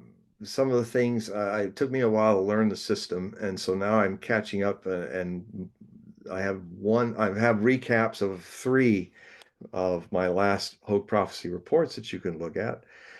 And also, this week I will be posting my first recent one for April. And so this is a great way to see my stuff. It also has the ways you can join, and it's far more accessible if you go on X to search for me there. Um, and so that's another way. Now, the other way, and I also have the ad at the end of all of that in each one of how you can do a reading with me, a one-on-one, seeing me in this background just with you. And these are on Zoom, and they can be a couple hours. The reading goes deep. because just imagine if you could have, like we've done a couple hours here, just imagine that we could look into the tarot cards, into your astrology, your body mind vehicle of your soul, and see its potentials. And also with things that are deeper than that in the tarot, the Osho Zen Tarot deck is what I use. It makes sense. It's inspired by my master who actually helped Mahadeva Padma create it. Um, and and have a reading with me. Usually it's 5 p.m. Pacific. Uh, so it's pretty easy to be engaged in Central and Mountain Time and Eastern Standard. I do also have times for Europeans and for Britain and Ireland and all that as well. And I can even do I do Australia a lot as well. And if you live in any other place in the world, if you live in Canada, you have the same time zones pretty much, except for the Maritimes. Uh, you can get a reading from me, and um, they're kind of different than what we do with the world. Um, I think they're more. I find that we all have a great time in the reading. It's a lot more. And not, some of the stuff we've been talking about today is about the world, because I'm reading the world in this case. But when I'm reading people, it's a lot of fun, and people are feel very happy and get an interesting view of themselves, and it's very loving. And so, uh, see if you're interested in trying that out. And what will happen is you'll see the link, and it says the link. All you need to do is click on that link. It'll take you to an email box, and all you need to do is put in um, Hogue readings. And all the thousands of, well, hundreds of emails that I get every day, I can see you in the swarm if you just put Hogue reading on it. And then as soon as I see it, I immediately contact you, give you an overview of the reading, the times that are available, and also an instruction on how you can get a free chart from astro.com of your own chart, so you don't have to pay for it. And you can send it to me as a PNG file. And then we set up a time, and then we do it. I did put in the I did put in the chat the link to John's X channel. So you can click that link and then you can follow him. So please do that. But again, you can also click the link that's in the description of this video and all the videos that I have done with John, and that'll take you to his website so you can sign up for his periodicals and do the reading. So, John, thank you very much for part 33 of this long series. I thought it was 34. I don't know. Wait, was it? No, I think it's 33, but maybe it's 34. I I thought think it it's 34, but I'm dyslexic, so was, beware of my counting. no, maybe I got the counting wrong. I don't know, but if it's, I'll update the title if it is 34. But I have it as 33. But yeah, thank you again, John. I thought this conversation it flowed nicely because Yeah. we were talking about, most of the show was about the First hour was about the papal yeah, prophecies. but I think that realizing that technology is pulling us away Yeah. from our roots, which are religious roots. Yes. You know, mankind has a religious root to it. But if we lose Absolutely. that religious root, we devolve, and Yes. we start seeing the things that we're starting to see in society. Yeah. And so I think that conversation, even though it seemed like they wouldn't match, I think they match pretty well. I think they match great, and I tell you, these tribulations that the papal prophecies are seeing is part. This crisis with machines is part of it. The machine has no soul. We are different from the machines because we do, but we mostly aren't aware of it. We're not nourished to grow it and make it flower. The seed, if it's not watered, or given food. It's not going to be, it has the potentials. It can lay there for thousands of years. It might as well not exist unless it's actually helped to sprout. Right, right. Well, with that said, thank you again, John. But before we wrap it up, please say goodbye to everybody. And before we do that, Mary, thank you very much for the question. Greatly Yes, appreciate it. Mary, thank you. Well, all I can say is I love you all and goodbye. Or better, aloha, which means hello and goodbye. It's a circle that's complete. All right. Well, with that said, thank you very much for the ones that were listening on X Spaces and the ones that were watching the live stream on my website and through YouTube. So we're going to be shutting this down, but John, just stay here. So good night, everybody.